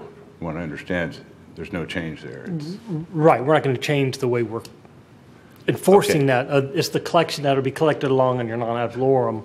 Now, I'll let staff talk more to the details of that. Okay, but the penalty is, your liability, what could happen is not going to change. As I say, it's not a problem for me, but I was just thinking for some people that it's a problem. I have a question. Will it still be considered a utility as it is now? It is a stormwater utility, yes, sir. Okay.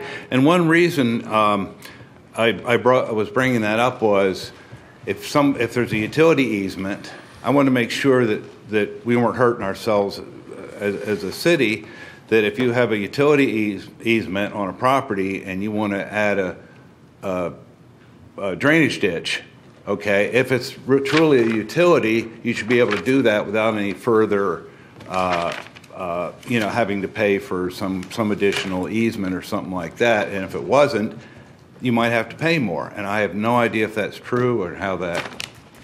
but that was just a thought I had to pass on. Do you want to address that? Sure. 90% of the time, our city surveyor does not recognize utility easement for drainage purposes because drainage easements say drainage easements. So we, in our practice, have not been using utility easements for that purpose. We acquire a drainage easement. We'll say since I've been at the city for 10 years, we have not purchased an easement from a resident. We have gotten donated easements. We don't typically pay for them. But we have not been using utility easements for that purpose because, at least from historically, plats are recorded with drainage easements. So utilities reserved for FPL, water department. But we've not, since I've had stormwater in our department, we have not run into that circumstance where we needed an easement and couldn't acquire it. Okay. Well, that answers that question. I just I didn't know if anyone had thought about it that way, but I thought these folks might. Okay. Thank you very much. Thank you, sir. Next card, please, clerk. The last card is Roger O'Brien.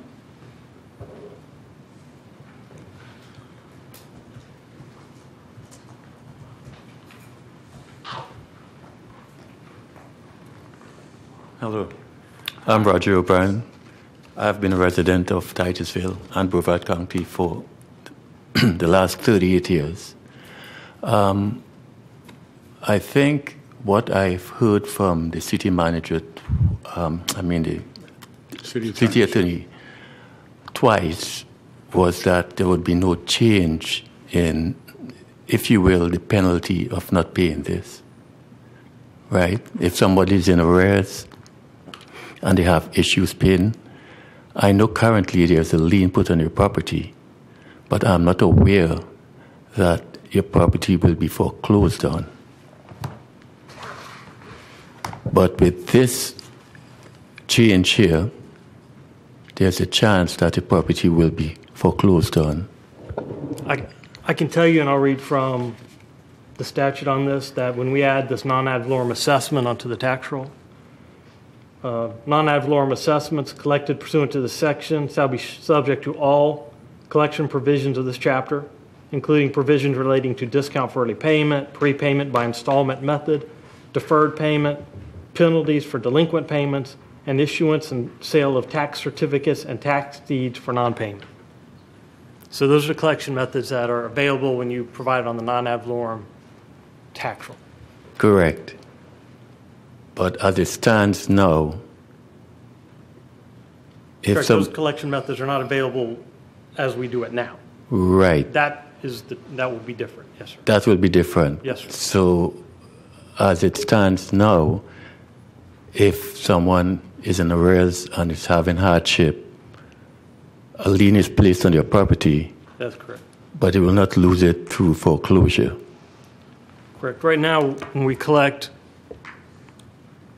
and I can tell you, when I referenced before, my office, we've never filed a foreclosure for stormwater payments that I'm aware of.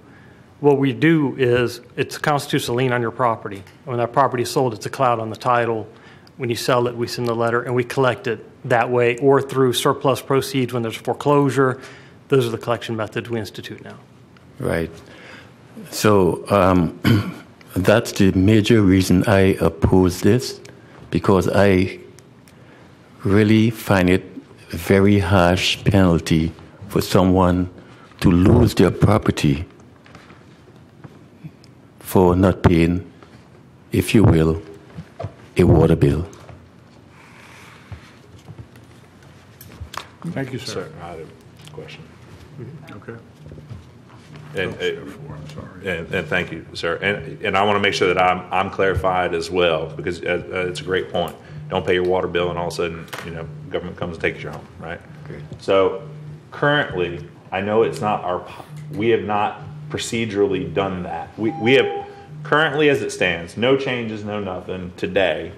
If somebody doesn't pay their water bill for X amount, we've exercised a lien on a home. Currently, does the city of Titusville have the ability to foreclose a home? Under the statute, as a utility, your lien is on par with taxes, and that's how the statute phrases that. It's on the same par as taxes, so you can collect it in the same manner. That is on the same par as taxes. So when we get those liens that come in and we send the notices, we advise them, and even the foreclosure suits, that we have priority over that mortgage because we are treated as a utility from a municipality the same as taxes. So, and I appreciate that. I need you to break it down a little more simple for me. At the end of the day, right now, somebody don't pay their water bill. We can put a lien on their home, which my understanding means we got dibs to first money on it, right? Right. We can threaten to foreclose that lien. But foreclosing that lien, does that mean that I would lose my home? Could I lose my home to the city of Titusville today if I don't pay my water bill? I'm going to try like that. Yes, I could threaten to foreclose my lien on the same par as taxes. Is there any different threshold that changes? Is that the same threshold if this switches from today to where we're going? Meaning, and specifically, because what I hear is we can. Let me try this. Can you help me better understand what foreclosing a lien means? Let me try that. Can I enter in and correct me if I'm wrong? But I think it's similar, if not exactly the same, as if you didn't pay your property taxes, and you get a tax deed or a tax that after 3 years, if you don't pay it, and remember we're talking $100 and some here, then it could go to a tax sale, and somebody could buy that. But you would always have the option, all the way down the line, of paying that tax deed off. The person who buys it buys it by bidding for an interest rate on it. So they're generally pretty low, but more than a bank will give you today. And the person will only lose their homes if they completely ignore the tax without paying it. As long as that tax deed is not paid, then they could get foreclosed on. But that's 3 years to begin with, right? And that's correct. It'll be collected as they do with the tax deeds, because it's on there. It's not a new tax, it's on the non-ad valorem portion, but when you don't pay that, then the tax certificates can be bought, and it'll be collected through the tax collector through our process as opposed to us doing that. But you would buy that tax certificate back from whoever has it, and if they would charge you some interest, but that's all they could charge you. Yeah, and you get to buy it, and then you don't get your house foreclosed. Okay, I do understand all of that because I have been doing title searches since 1990, so I'm quite aware of that. Okay. But I've also done a lot of foreclosure searches. I have never seen anybody in Titusville lose their property because they had a city lien on their property. I've never seen that. Ever. And you probably won't see it in the future. Okay. So. Well, maybe you will. I can't. That's if somebody doesn't ever pay their taxes, yeah, they probably eventually will lose their home. Right. I understand that. Correct. And Section 3 of this ordinance says the tax collector shall collect the special assessment in the same manner as ad valorem taxes are collected. And that's what you're referencing is through the tax deed process. So we would not be collecting it through, we talk about the foreclosures or other, it'd be collected by the tax collector. So, Wait 1 second. It's you. that's Go me. ahead. So bottom line, homestead protects you from certain things. It's not going to protect you from not paying taxes, correct? And it's not going to protect you if you ignore these water bills. That's correct. So it's going to be collected just like it It's would on the going to be tax. collected either way. So But it's 3 years, and then you can buy it back as opposed to After so Mr. many Broom years. foreclosing on it. And maybe we've never done it, but that doesn't mean he wouldn't have the right to do it.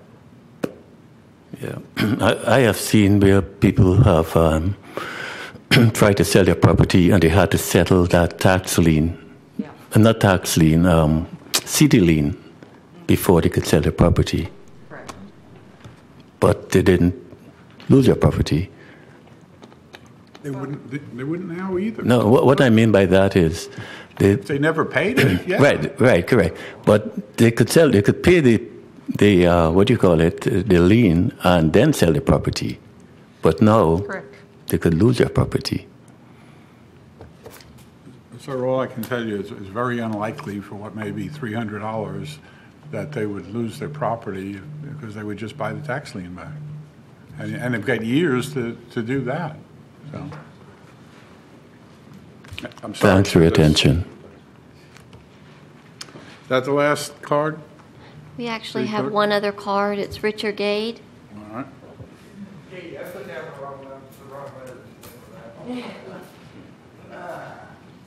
My name's Richard Gady. I live at 1955 Buffalo Road here in Titusville. I've lived here for about 25 years. I have a problem with this change. There's a big difference between a fee and a tax.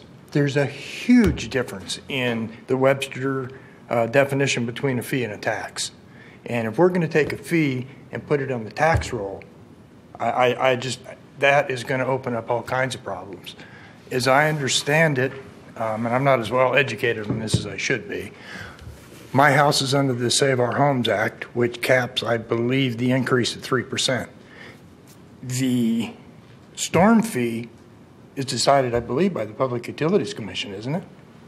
So if now we put it under taxes, we're going to raise it 3% over here. It's like you're going in the back door. And I'm also concerned about losing my house. I mean, I pay all my bills, and after the first year, I knew when the stormwater was due. I mean, you'd have to be pretty much of a moron not to figure it out after the first year. I mean, it's pretty simple. It's the same amount, it's the same time every year. You budget it, and it goes in, you pay it. But to put it on as a tax, and as several other people have, excuse me, I'm a little nervous the first time I've talked before you guys. A couple of people have brought up the fact that a fee, you cannot foreclose your house. A tax, you can. And that's it in a nutshell. So anyway, that's my take on it. Obviously, I'm against it. Okay. Thank you, sir. Is that the last one, clerk? Yes, sir. All right. I'll close the public hearing, and what's your pleasure, council? So I have another question for staff. Oh, all right. We'll hold that then. First is Member Stokel. Yeah, I had a question too. So if somebody doesn't pay this fee, would you, as it stands right now, do you go through the city? I'm assuming you go through the city process for that. If they don't pay it, if we move it to ad valorem, do they then go through the tax collector's process for collecting that fee? Is that correct? It's still non-ad valorem. It's just on the tax roll. But it is collected through the tax collector, not us at that point. They take that over.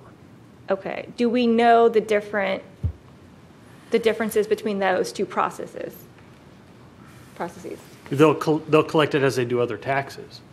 I guess, on the tax. And what I'm trying to get at is, okay, so we may have our process where we put a lien on it at X amount of months. does the tax collector have a different process where they, where it may be a harsher punishment? Is what I'm trying to get at. Well, there'd be, as we read before, there'd be late fees associated with it and under the tax deed sale. So yes, there is a different process. Okay. I can advise council if you need information, we can talk to them and get On what more their clarification on what Okay. those penalties are and the entire process for collection. But I can tell you they are going to handle it. And it will be collected in the same form as they collect taxes. The city will not be involved in that collection at that point. That's what this whole process is transferring this non-ad valorem special assessment for a utility, the stormwater, onto the tax bill, but as a non-ad valorem assessment, not as a tax. So it will not be worded as it will not be a tax. Will it still be considered a fee just on It's a special assessment. Okay. And it'll show up on the non-ad valorem portion of the bill. That's correct. Okay. And then my last question, I know we bill currently once a year. Have we in the past, I don't know if anybody knows from staff, tried billing monthly like we do with our water bill? Kevin can probably answer. My understanding is historically that we had done that. They did a survey Okay. of the citizens, and they actually, over majority, decided they wanted it billed one time. And that's why we did that. No. Several years ago. And it has moved. It was initially collected separately Okay. as an independent billing, then moved to the water bills, as Richard had raised. And it was a survey done at the time. It's been probably 4 or 5 years now. The citizenry, including the commercial properties, wanted it one-time billing. Okay. So it moves as a one-time bill to the water bill. Another thing to think about is you talk about penalties associated with. Keep in mind that much like not paying your taxes, not paying your whole tax bill, not paying the stormwater portion of your water bill is not paying your water bill. So the late fees, the cutoffs, the reestablishment of service all goes with that when that utility lien is attached. So you can't cut out the part that's water sewer and not pay the stormwater because you are not paying your utility bill. Much like our liens are shared with Water Resources, we pay them every other month. Sean Stauffer, the Water Resource Director, we split the cost because it is now a utility lien. So the repercussion of not paying the stormwater bill goes with your water being shut off, and the cutback on fees and late fees that goes along with that come in effect in that regard as much as it does by not paying it as part of your taxes. So. Okay. Vice Mayor. Thank you. And City Attorney, just to clarify, so moving forward, it transitions over to the tax collector's office. They're scooping it up. They're doing the billing. Is it possible as a city that we could, because is it possible to restrict the authority at all? Meaning, we add the step, you can't take someone's house. Once, in my opinion, once we have decided to transfer this over under the statute into this process, then it's taken over by the tax collector's office. That's what you're doing. You're transferring this over to that mechanism to be collected. We don't claw back portions, in my opinion.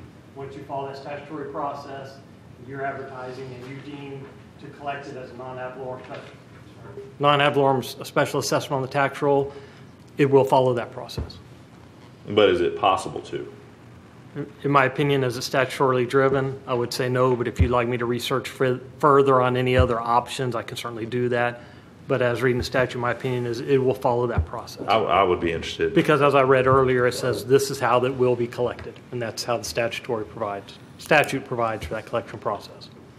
Not that the city can intervene with the tax collector and start setting special rules on that collection process as a non-ad valorem assessment on the tax roll.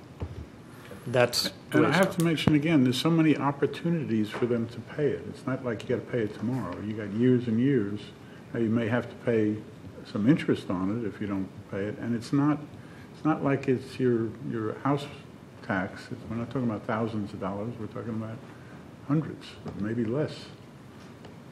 So it's kind of dancing on the head of a pin here. Okay.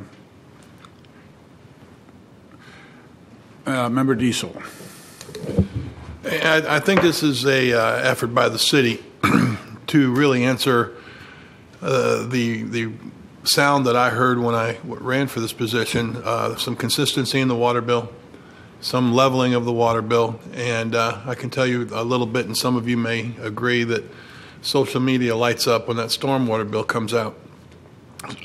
That being said, I think it is applaudable to the city to have listened to those people and try to level the water bill the best they can and remove that.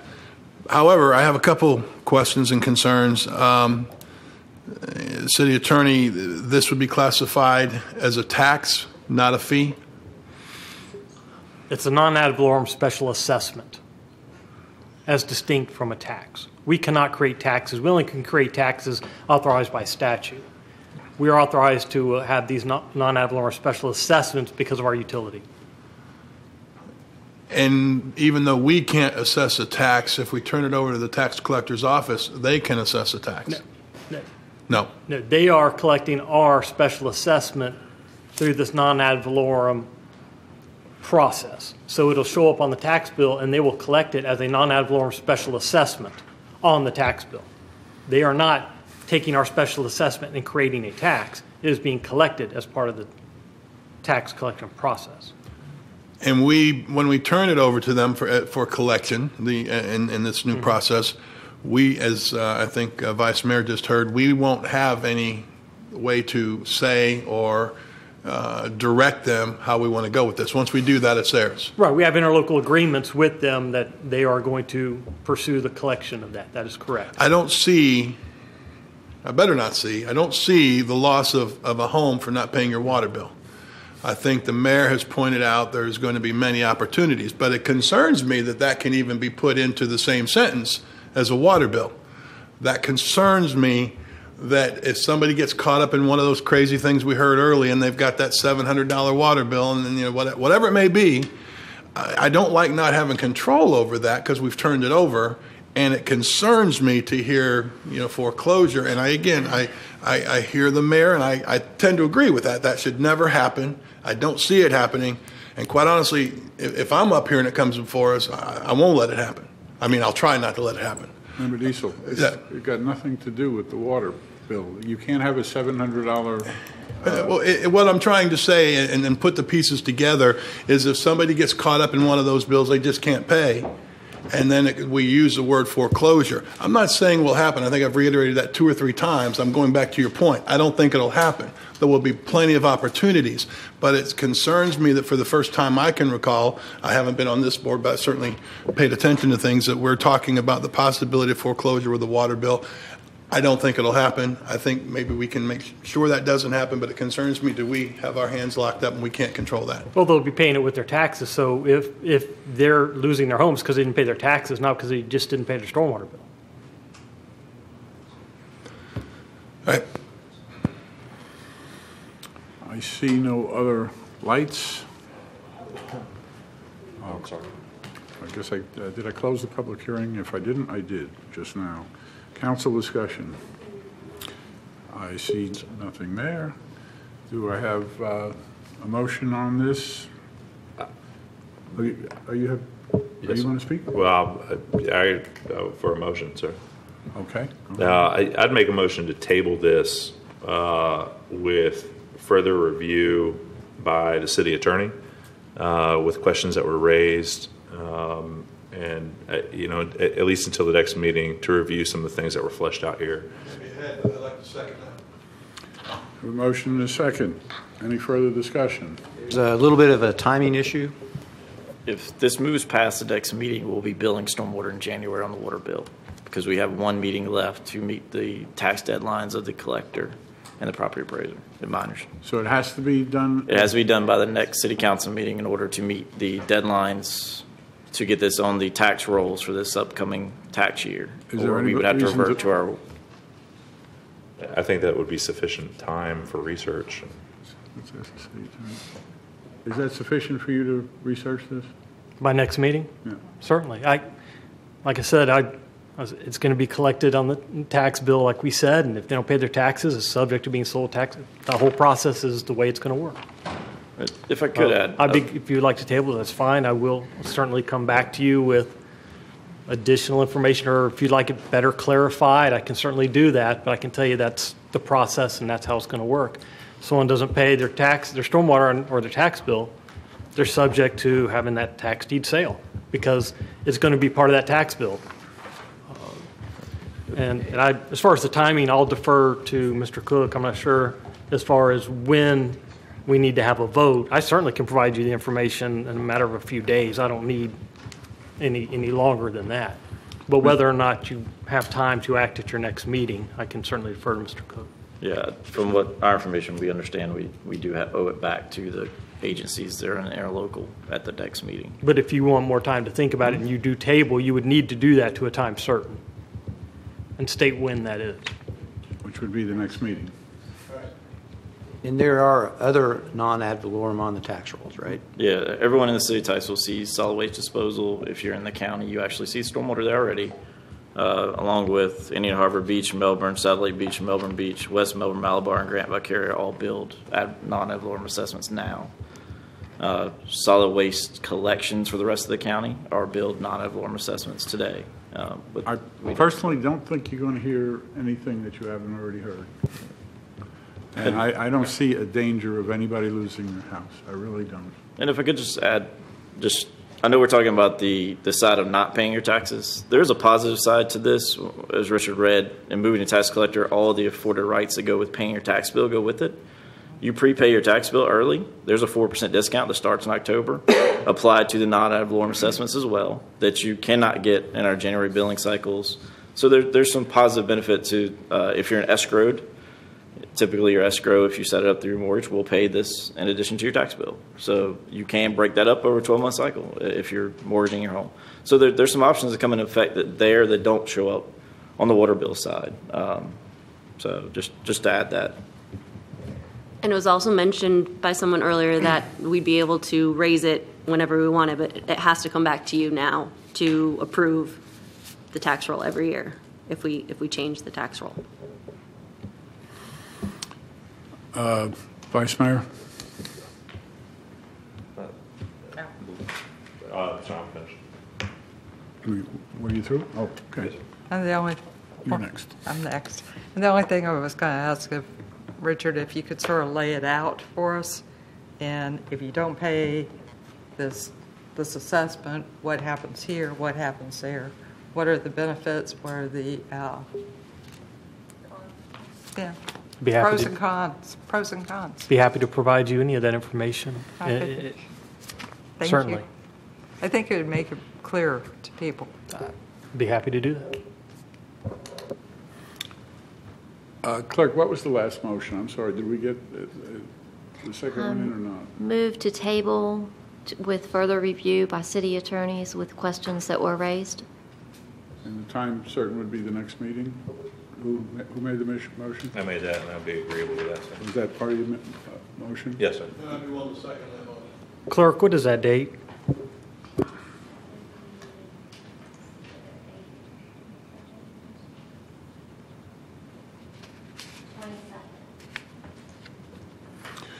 No discussion on the table. It's a roll call vote. Clerk, please call the vote. This is to accept that delay. What we need to do is C and D, which is the resolution and the. I think we need to do probably the same thing on the second one, not separately, right? City Attorney? Correct. Right now you're dealing with item C, the resolution, and if you're going to table that, then certainly you table the time certain, which you said is August 22nd. So the motion is to table to that time certain. Clerk, roll call vote. Mayor Johnson, Yes. Vice Mayor Behringer, Yes. Member Stokel, Yes. Member Diesel, Yes. Member Nelson. Yes. Passes unanimously. I take it at this point, City Manager, you want? This is an ordinance, sir. Oh, I'm sorry, City Attorney. I do that all the time. Ordinance number 20, 2017, an ordinance of the City of Titusville, Florida, amending the Code of Ordinances by amending Chapter 21, Article 5, Stormwater Management Utility, to transition the collection of an annual stormwater utility assessment to a non-ad valorem assessment on the property tax roll, specifically by amending Section 21-266 definitions, Section 21-272 service charges, Section 21-273 service rate charges, Section 21-275 fee collection, and Section 21-276 exemptions or credits applicable to service charges providing for severability, repeal of conflicting ordinances, and for an effective date. On June 14, 2016, City Council approved an advisability to transition the billing of stormwater charges to non-ad valorem assessments. On 23 August 2016, City Council approved Resolution 19-2016, electing to use a uniform method of collecting non-ad valorem stormwater assessments levied within the incorporated areas of the city, as authorized under Section 197.3632 Florida statutes. On June 13, 2017, City Council approved the interlocal agreements between the Brevard County Property Appraiser and the Brevard County Tax Collector for services related to the stormwater billing non-ad valorem assessment. On July 25, 2017, the first reading of the ordinance was held. In order to proceed with the transferring of the method of collection of stormwater fee from the utility bills to the non-ad valorem tax assessment, an amendment to the stormwater management utility ordinance is required. Okay, I'll open the public hearing. City staff, do you have any other No, sir. No presentation? cards. Sorry? No cards. No cards. Staff, you don't have anything else? No, we would recommend tabling since this ordinance is dependent on the previous. Okay. Also to a time certain. Okay. No cards.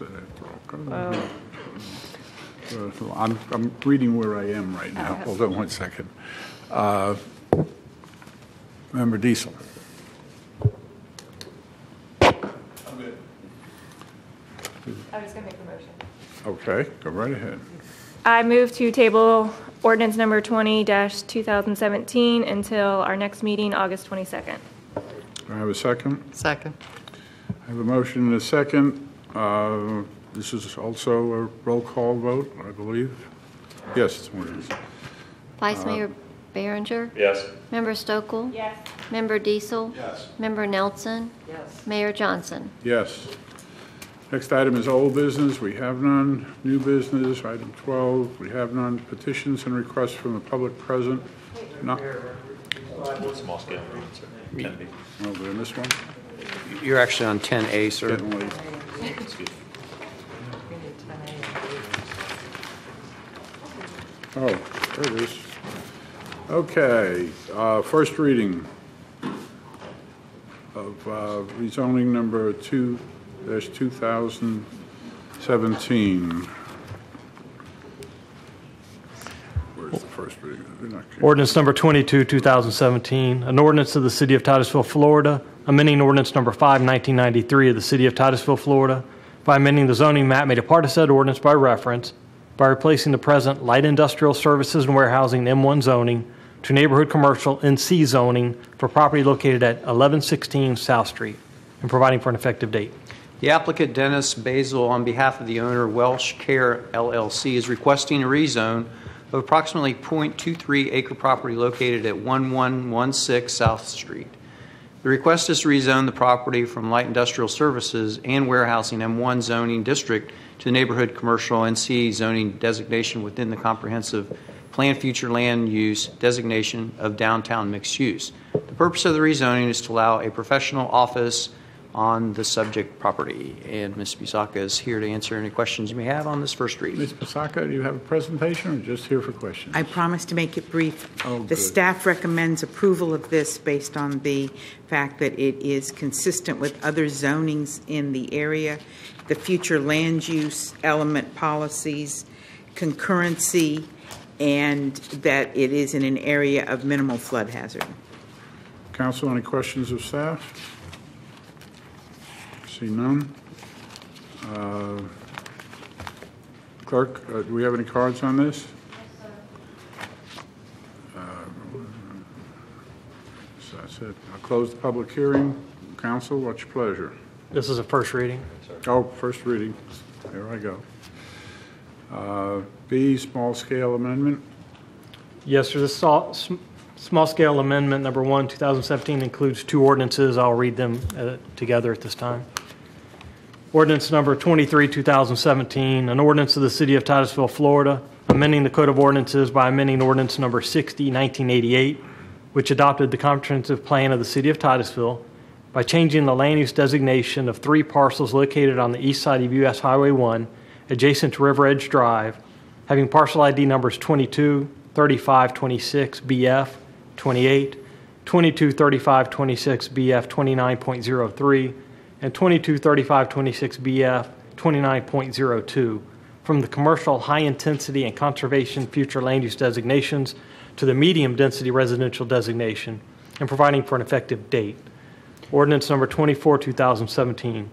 An ordinance of the City of Titusville, Florida, amending ordinance number 5, 1993 of the City of Titusville, Florida, by amending the zoning map made a part of said ordinance by reference, by replacing the present community commercial CC and open space and recreation OR zoning with single-family medium-density R1B zoning on 3 parcels located on the east side of U.S. Highway 1, adjacent to River Edge Drive, having parcel ID numbers 22, 35, 26, BF 28, 22, 35, 26, BF 29.03, and 22, 35, 26, BF 29.02, and providing for an effective date.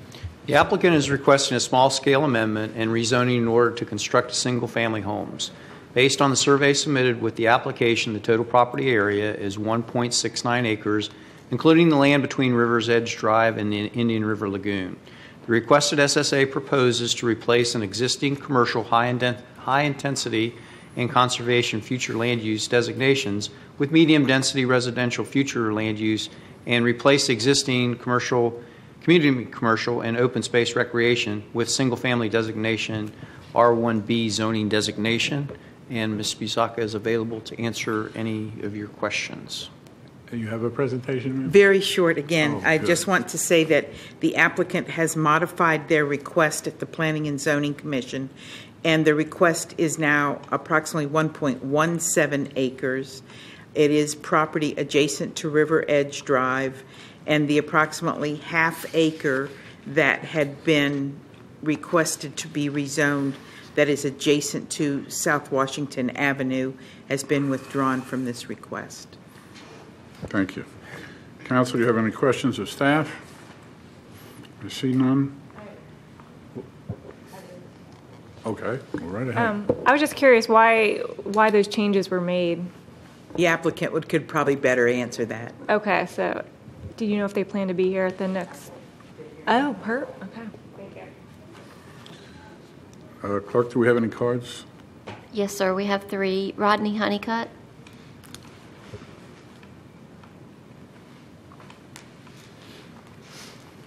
Good evening again. Rodney Honeycutt, Honeycutt & Associates, 3700 South Washington Avenue. So this is a request to change some property that's commercial high intensity and commercial zoned to single family R1B. And when the staff report came out, there were negative comments in there that it should be more high density, multifamily maybe instead of single family. I didn't agree with the reasoning, but that's here nor there. So to help reduce the negative comments, we reduced the size of the request. We didn't increase it or change it. We just reduced the size of it. And so now we're only asking for the portion of the property that fronts on River Edge to be changed to single family and not the portion that fronts on US 1. The reason I'm here is because the item under the agenda says, therefore, they would like to extend this another meeting for a first reading, and then a second reading would therefore be in September. And that creates a problem because my client has an agreement to purchase once this is rezoned, and that runs out by the end of the month. And so therefore, since I'm asking that since we didn't do anything but decrease the size, that we continue tonight. This is the first reading, and then we continue the 22nd. We have the second reading and the public hearing. Is that okay? It is proceeding that way. Tonight is first reading. It is advertised for a second reading public hearing on the 22nd. Of course, at that meeting, it's up to council at some point if they want to table it, but it is currently scheduled for public hearing and second reading at the next meeting. Okay. Okay, this is a first reading. No further action is required. Item 11, old business. We have 2 more cards. Oh, cards? Yes, sir. Okay, please call them. Rose Easley. and then Lower Ward.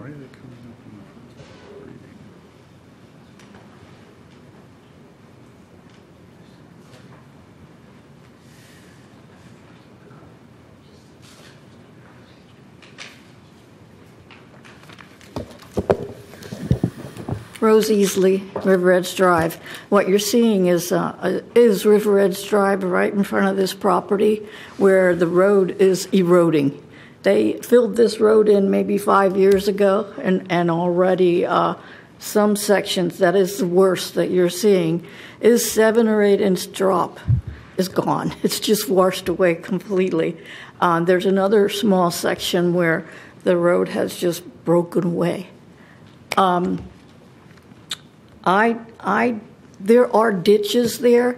The water, when it rains really hard, comes from new US 1 straight down this little dirt road that runs through the middle of the property, misses the ditches, the draining ditches completely, and starts going across the road and washing out.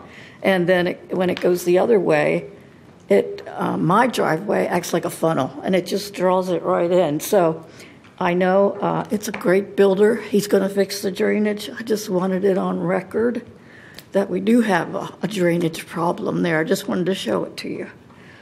So I guess that's it. I'm for the property. You know, houses, less traffic on the road sounds good. Thank you, ma'am. Thank you. Next card, please. Lower Ward, and then we received one additional card from Henry Mars.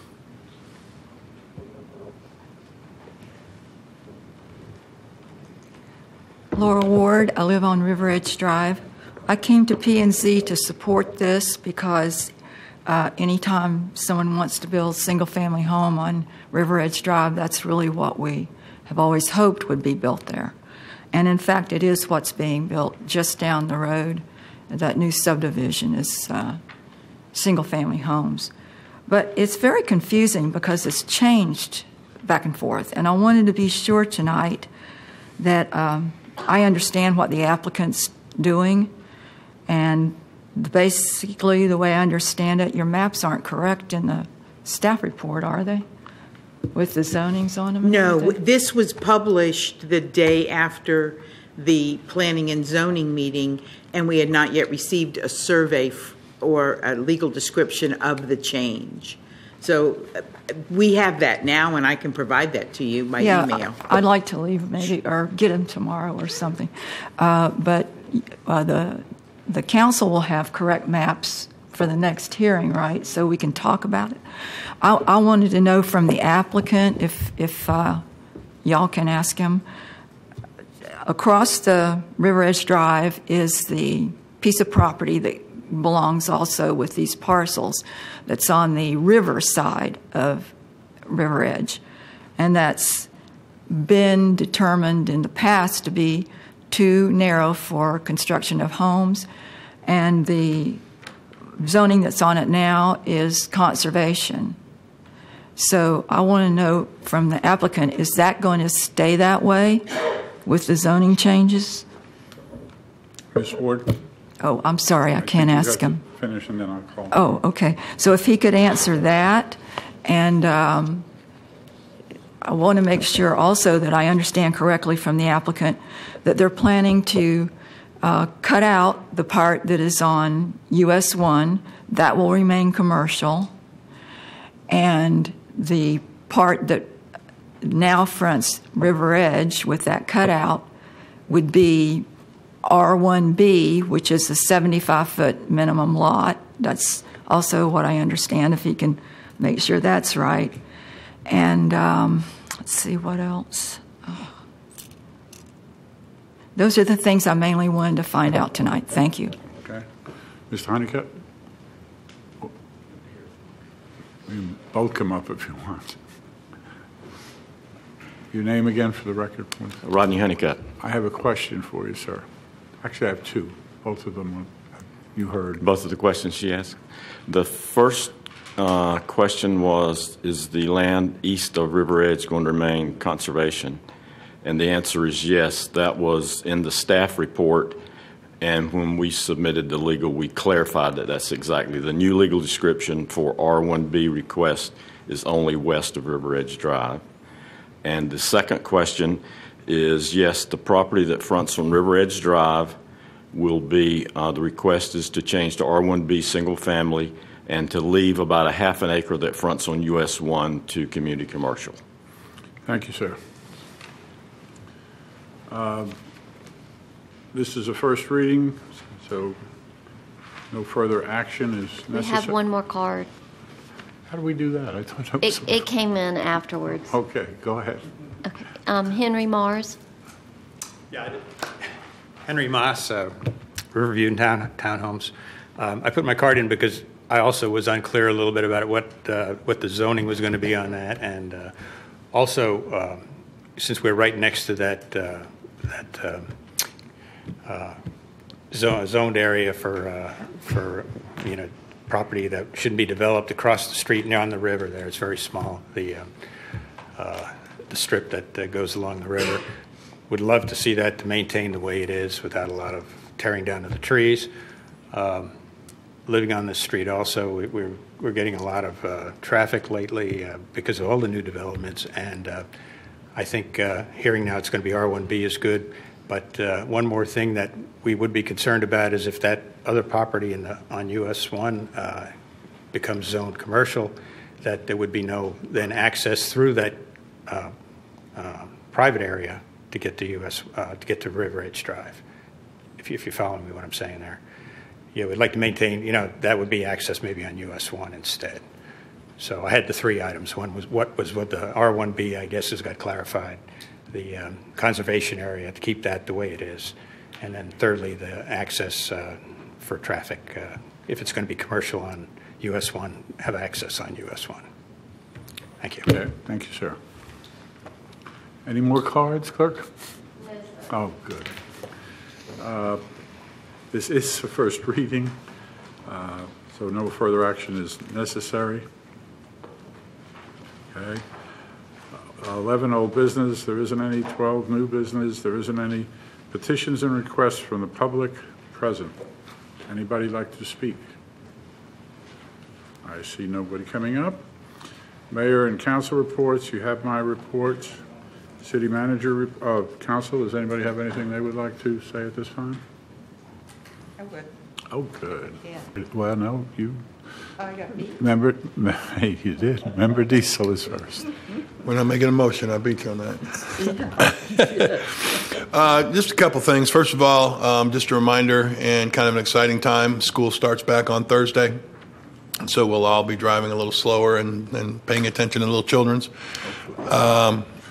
Also proud, and it moves right into this, I'm also proud to have attended the NAACP, Reverend Blatch and the Gibson folks and the Fighting Edge put together quite a back-to-school event at Gibson Center.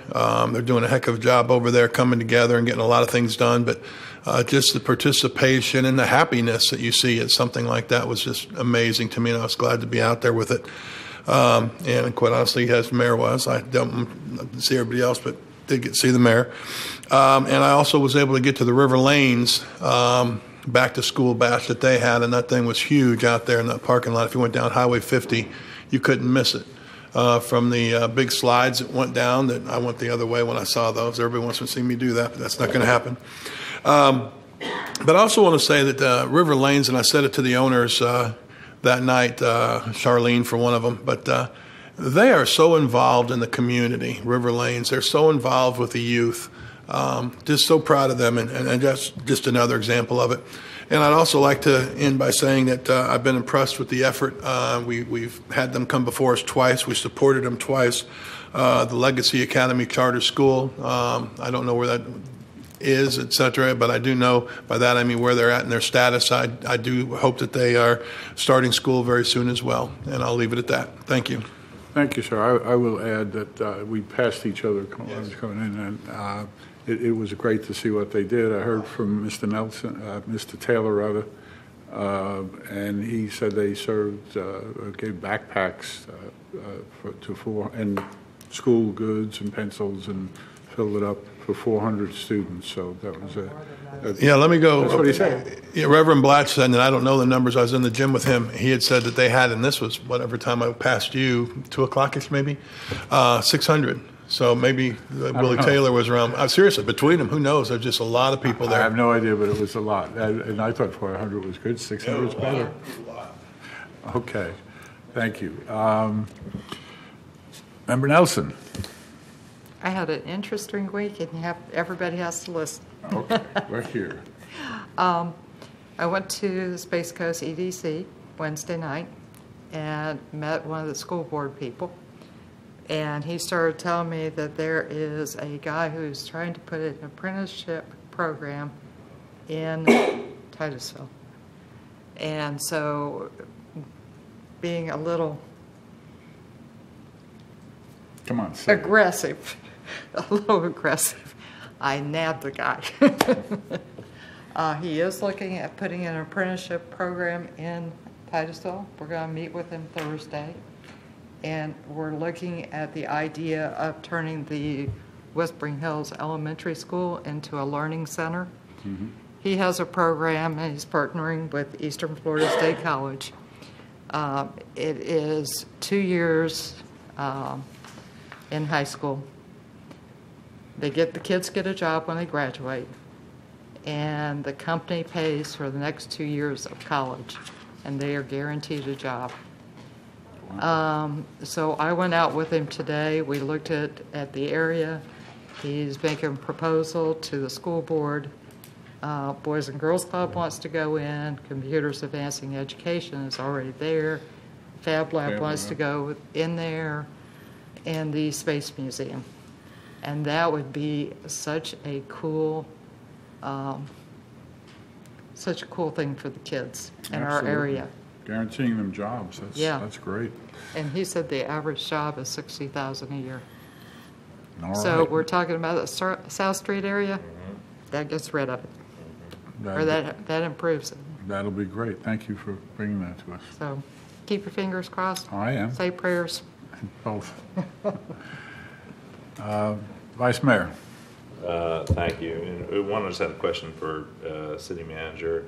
I remember in support of the Fab Lab, I believe that there was a report back at some point in time.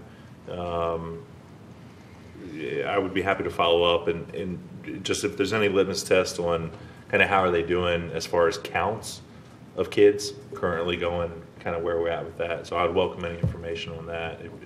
I just wanted to tell you we sent an email to him today asking him to put his report together. Fantastic. Under our agreement, he is required to talk about participation, how many kids are going through. So he is putting that together, and we're hoping to get it on your agenda as soon as possible. Fantastic. The second one, and I was late, so my hope is not to go too far down the road on this.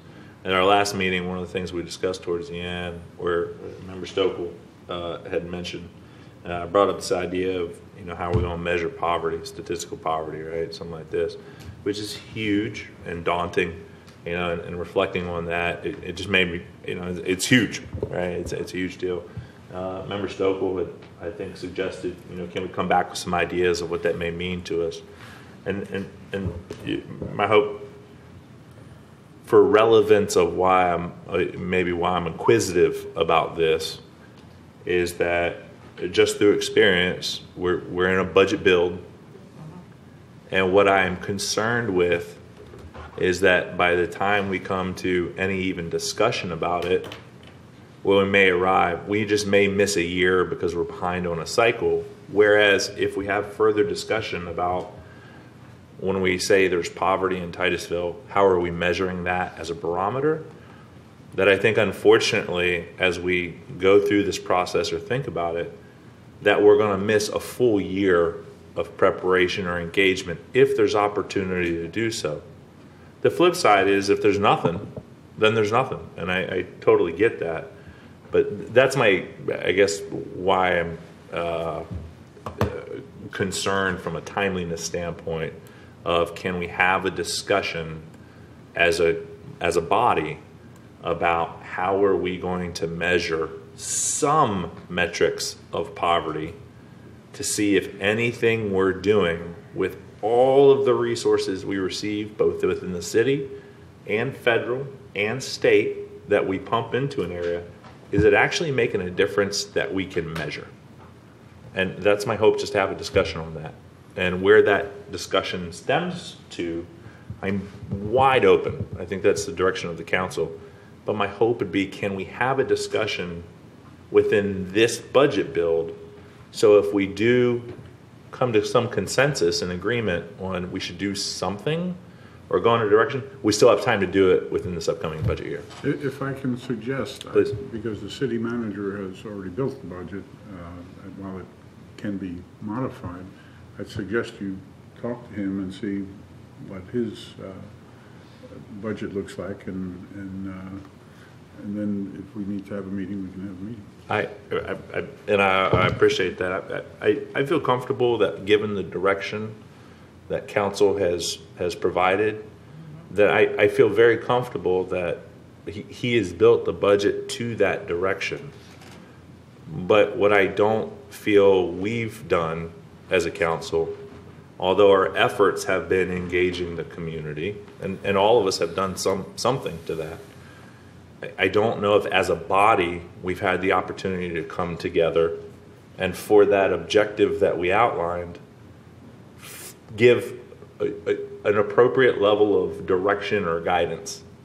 And without that direction or guidance, I think, to me, I feel it's unfair for me to ask the city manager to say, hey, go figure out our measurement, unless we have one and we all agree and, hey, great, But I don't feel that sense right now. Like, we've come to a consensus when we say statistical poverty means this, and whatever we're going to do with it. But he can tell you what can and what can't be done under this budget. And I think you need to do that before you come back and say, we need to have a meeting. I'll share with you, I feel that I've already taken that as far as I can go at this point, respectfully. I think that with direction, I think we've built it as such, and I at this point, I don't feel I have a resolve from council on this one metrics, and I can't do it. You can do it at the budget meeting. I believe that we would be too late if we were going to take any course of action. In that, to start a discussion on one metrics at the budget meeting itself, I don't think would give appropriate time for council to learn, discuss, assess, reflect, also for staff to be able to implement anything. I wouldn't feel comfortable with putting that on. City manager, when is the first budget meeting? It'll be next week on the 16th of August will be the first budget workshop. Before that. Okay. All right. Next budget meeting. That's. Anything else, sir? Would council be agreeable to setting aside some time to flush that out further? Either put it on, to ask city manager if he might delineate that on the agenda, or. Yeah. I'm not sure what you're asking for, but. Currently, the budget build slides we have sent to you as a read ahead. You'll note that there are 94 slides, and the normal budget workshop on the first one will last 3 or 4 hours. Okay. So if we set aside 10 minutes to say these are the parameters that we're looking at, I mean, I can come up with parameters, and I think it's basically what parameter do you want? What do you want to track? I am totally in agreement with that question. I'll jump in there. Got a button push, but we're kind of bouncing this around a little bit. Obviously, I think that this, and I said this last time, I think that this is a council that's very youth-oriented, really wants to help the youth, really wants to help the community. I think we prove it every day. But I also agree, a focus and a goal. I've always said this to kids all the time. If you're running a race and don't have a finish line, you don't know where you're going. So I agree. We have to have goals. We have to know where we're going. We are in a tight time situation with the budget, et cetera. I think that it will come up during our budget discussions. I know it will. I just know it will. I'm not saying we have to put something to the side there. It's something that's important to us. So we may not be putting little stickies up somewhere. I just know that it's going to be something that's we're going to try to get something going that direction. But I also am not opposed to a gathering. I'm not even sure what we call those things when we come out here on a Saturday morning. Workshop. There we go. I'm not opposed to a workshop on a Saturday morning where this is our focus. because we always try to talk about it. And let's face it, we got another long meeting going now. We're going to have a long budget meeting. I'm sure it'll be interjected in the budget meeting. But I really want to sit down with the stakeholders. I want to sit down with the Reverend Blatch and the Reverend Davis, and quite honestly, some people from other community areas. Doesn't have to be focused on just that area. We've got some youth crime. We've got some, and those are stats. Quite honestly, if I was going to focus on something, when I talked to Reverend Blatch about this the other day, I said, I know I'm hearing us talk about graduation rates. He's like, graduation rates? You better start talking about sixth grade rates because we're losing them before that. So those are things I'd like us to be able to sit down and talk about, and maybe we put the little things up there and start writing again and getting the people there who can help guide us. So it is important. I don't know that we're going to have time before the budget meeting to get anything going here, but that doesn't mean that we can't sit down and get a refocus on where we're going. After we look at the budget and see what we got, then we can have that, I agree. have a workshop. I have no problem with that. Okay, Member Stokel. Yep, thanks. And Member Diesel just kind of reiterated what I wanted to address. I think we do need to get together some kind of formalized workshop. Do I think it's going to happen before the budget meeting? Probably not, but it can be on the forefront of our minds, and that's what I want going into this.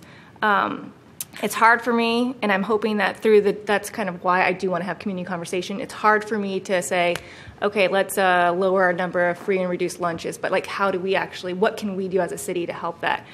You touched on juvenile crime, and I think that we all have a huge passion for that. So I know going in, for me personally, and I'm hoping that you guys will join me in this, and you probably already have, when we're looking through those budget documents starting next week, a big goal that I'd like to see is for those juvenile crime numbers to decrease next year. So we look at them this year, and then we know next year, based on maybe some things that we implemented during this budget cycle, maybe helped reduce those numbers. And I'd like to see the same thing for poverty. It's a little bit more abstract for me, so it's hard for me to say, okay, this is something tangible that we can do. As I'm getting with the juveniles right now. But that's something that I do want to see happen as we're going through that budget process. If somebody sees a slide or says, hey, this just came to me, maybe this is something, let's share that. Let's try to get that discussion going, and then bring in, some of these key stakeholders and just have that discussion. Maybe somebody there, one person's going to come up with an idea and be like, man, I never thought of that, and that moving forward we can do. Thank you. Member Diesel, your number's up. Well, just to reiterate that, if I was to say the one thing after talking to Pastor Blatch and Pastor Davis and some of the people in the community, I would want to measure the crime rate. I would want to, well, I didn't say you did, I just said I did.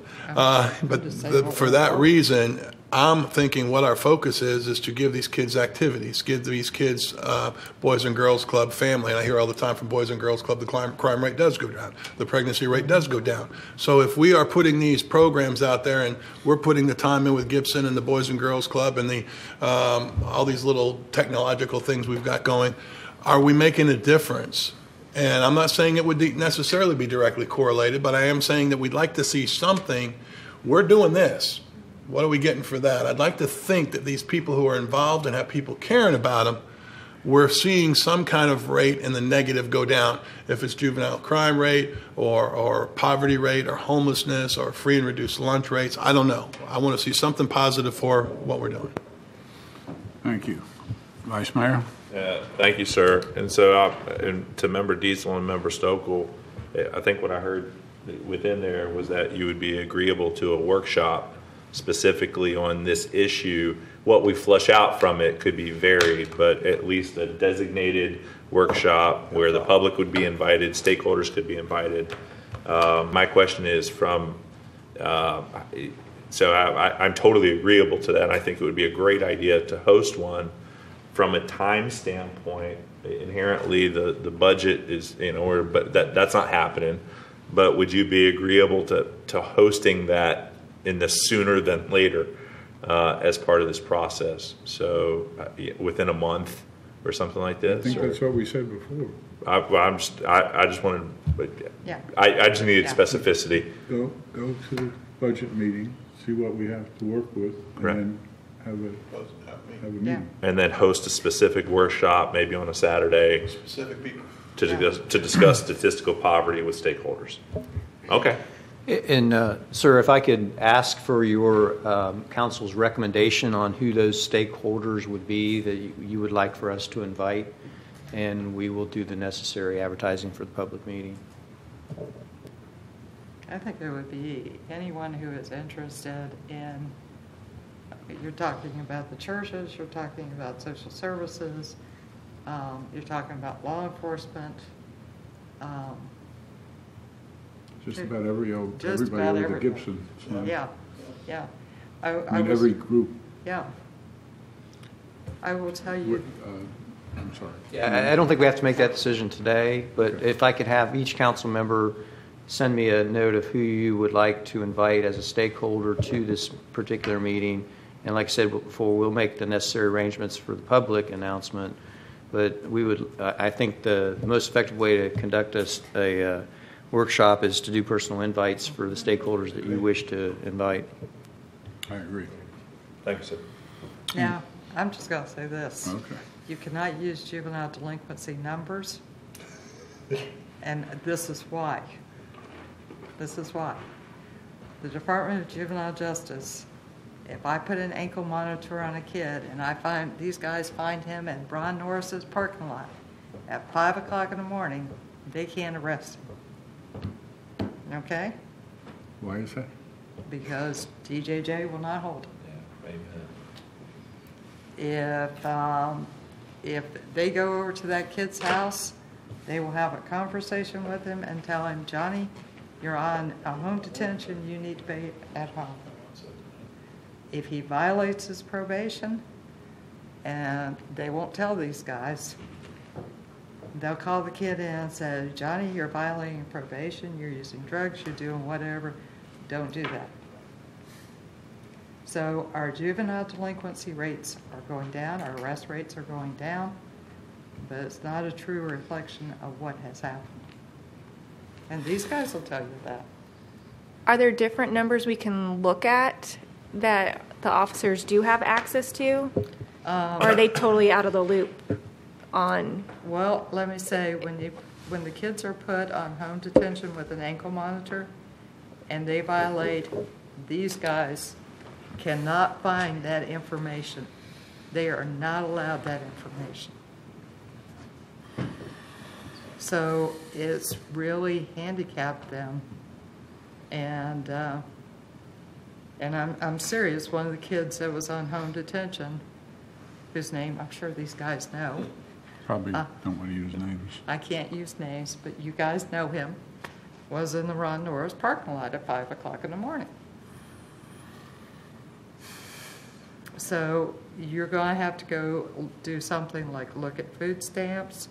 You're going to have to look at free and reduced lunches, and it's going to be something that takes several years. But when you look at your juvenile crime rate, it's they are really looking to cut down on the amount of money they spend on juveniles. So it's not a true reflection. Don't hold your breath. That's what I'm saying. Yes, sir. Thank you. Member Stokel? I was just going to request when we do this workshop if we could include juveniles in it, so maybe something like poverty and juvenile focus workshop. You mean the Department of Juvenile Justice? No, for our community conversation when we're so it's not just solely poverty, that we could have an open discussion as with juveniles as well. Anything else? I have one additional, sir. Yes, sir. Got John here. Thank you, sir. And this is in an unrelated subject, but just for follow-up. I think recently we as a council, I know that in the past we've discussed, concerns with just drug abuse and overdoses specifically, the symptom of that.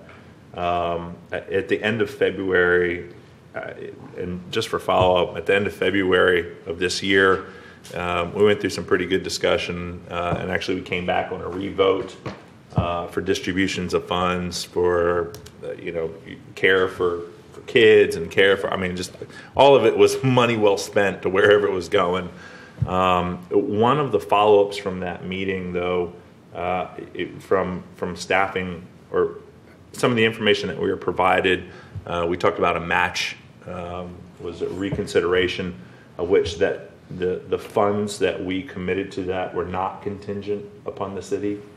So I just want to make sure we reflect. My hope would be that next year we may be able to take a look at that, because at the end of it, whether we committed to helping that organization or another organization did, their loss was not contingent based off city funding. They could have gotten those funds from anybody, which was not. Yeah, which I don't think. I think we corrected that, but I think ironically, I think recently, maybe a week or two ago, we had at least some concerns of overdoses happening down in the park or something like this.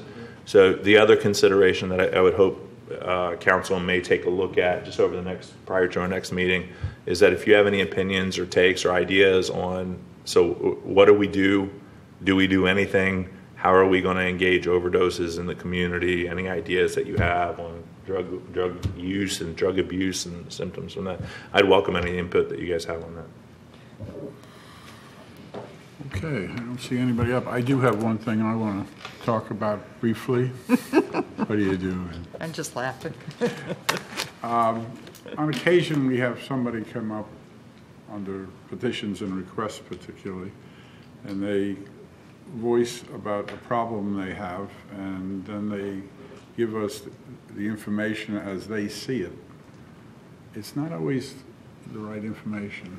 It's not always correct information. It's the way they see it. So I would ask you, when that happens, let's give staff time to vet it some more and come back to us with the facts of it, because I've noticed recently there was at least 2 things that came up where the information we got was totally wrong, and we kind of were edging toward making a decision right then and there. So be a little patient with the people who come up.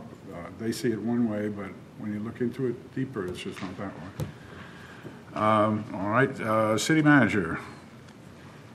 Yes, sir. No action items, informational items. We were asked to prepare a letter to the Grand Canyon National Park to a letter of appreciation for the support of our employees out there during the tragic loss of one of our employees, Mr. Jerry Garrett. That is in your packet and has been mailed.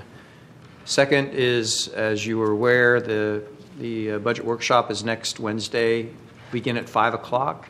And the read-ahead slides are out right now, and the following subsequent budget hearings of 6, 4, and 14, with the final hearing being on the 14th. The October 16th is the board and commission's recognition ceremony. So if you pencil that in, it's a chance to recognize the volunteers that run our boards for the cities. On Friday, we completed this summer's internship program. We had a formal ceremony to congratulate the internships, or the interns. We had 15 interns participate this year. Mayor Johnson attended. Appreciate you attending that, sir. And I think you will agree with me that the feedback of the interns was it was a well worthwhile experience for them.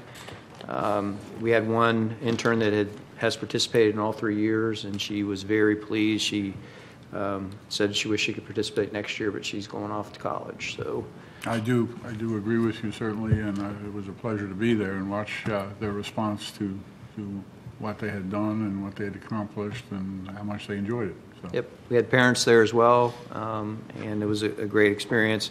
We hope we can continue this. We've grown it each year, and gives those interns a chance to learn a little bit about themselves as well as municipal government. It's a relatively small step, but that's what we got to do. Yes, sir. One step at a time. This Saturday, we installed the living shoreline at the intersection of Main Street and Indian River Avenue. It's the first living shoreline that we've completed. If you've not taken a look at it, you'll get a feel for what living shorelines are about.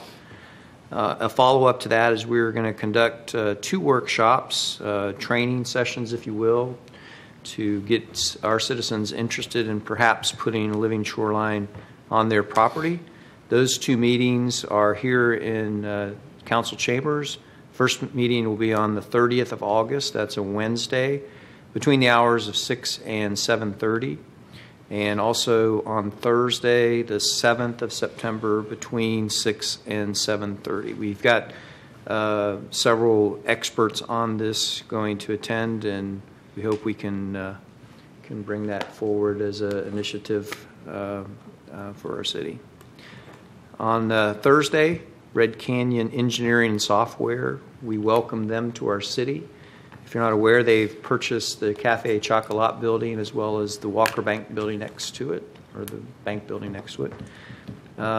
Very exciting. They plan to renovate the 2 floors of the old Cafe Chocolat into apartments, as well as bringing engineers in that will be perhaps living there and working out of the bank building. Another exciting economic development win for our city, and I think it has been described to staff as well as others that they're going to preserve the historic nature of those 2 buildings and also help us to regenerate our downtown area. I was really impressed with the amount of people that showed up for that, and the whole bank was full, and the building next door, the room next door was overflow. It was a very well turned out for an event. And subject to your questions, as you go through the budget workshop or budget slides, if you have any questions or would like individual meetings with staff, please let us know. We'd like to get that information out to you and get you as prepared as we can for that meeting, as well as the subsequent hearings. Finally, I've distributed my annual evaluation to City Council. We'd like to have that back, if we could, to put it in the next agenda item. It's due at the end of August, as my annual is up on September. So appreciate your consideration on that. Subject to questions. Any questions? What are those 2 dates again? You said one in August and one in September. The first date is the 30th of August. Okay. Between the hours of 6 and 7:30. And the second is on 7 September between the hours of 6 and 7:30.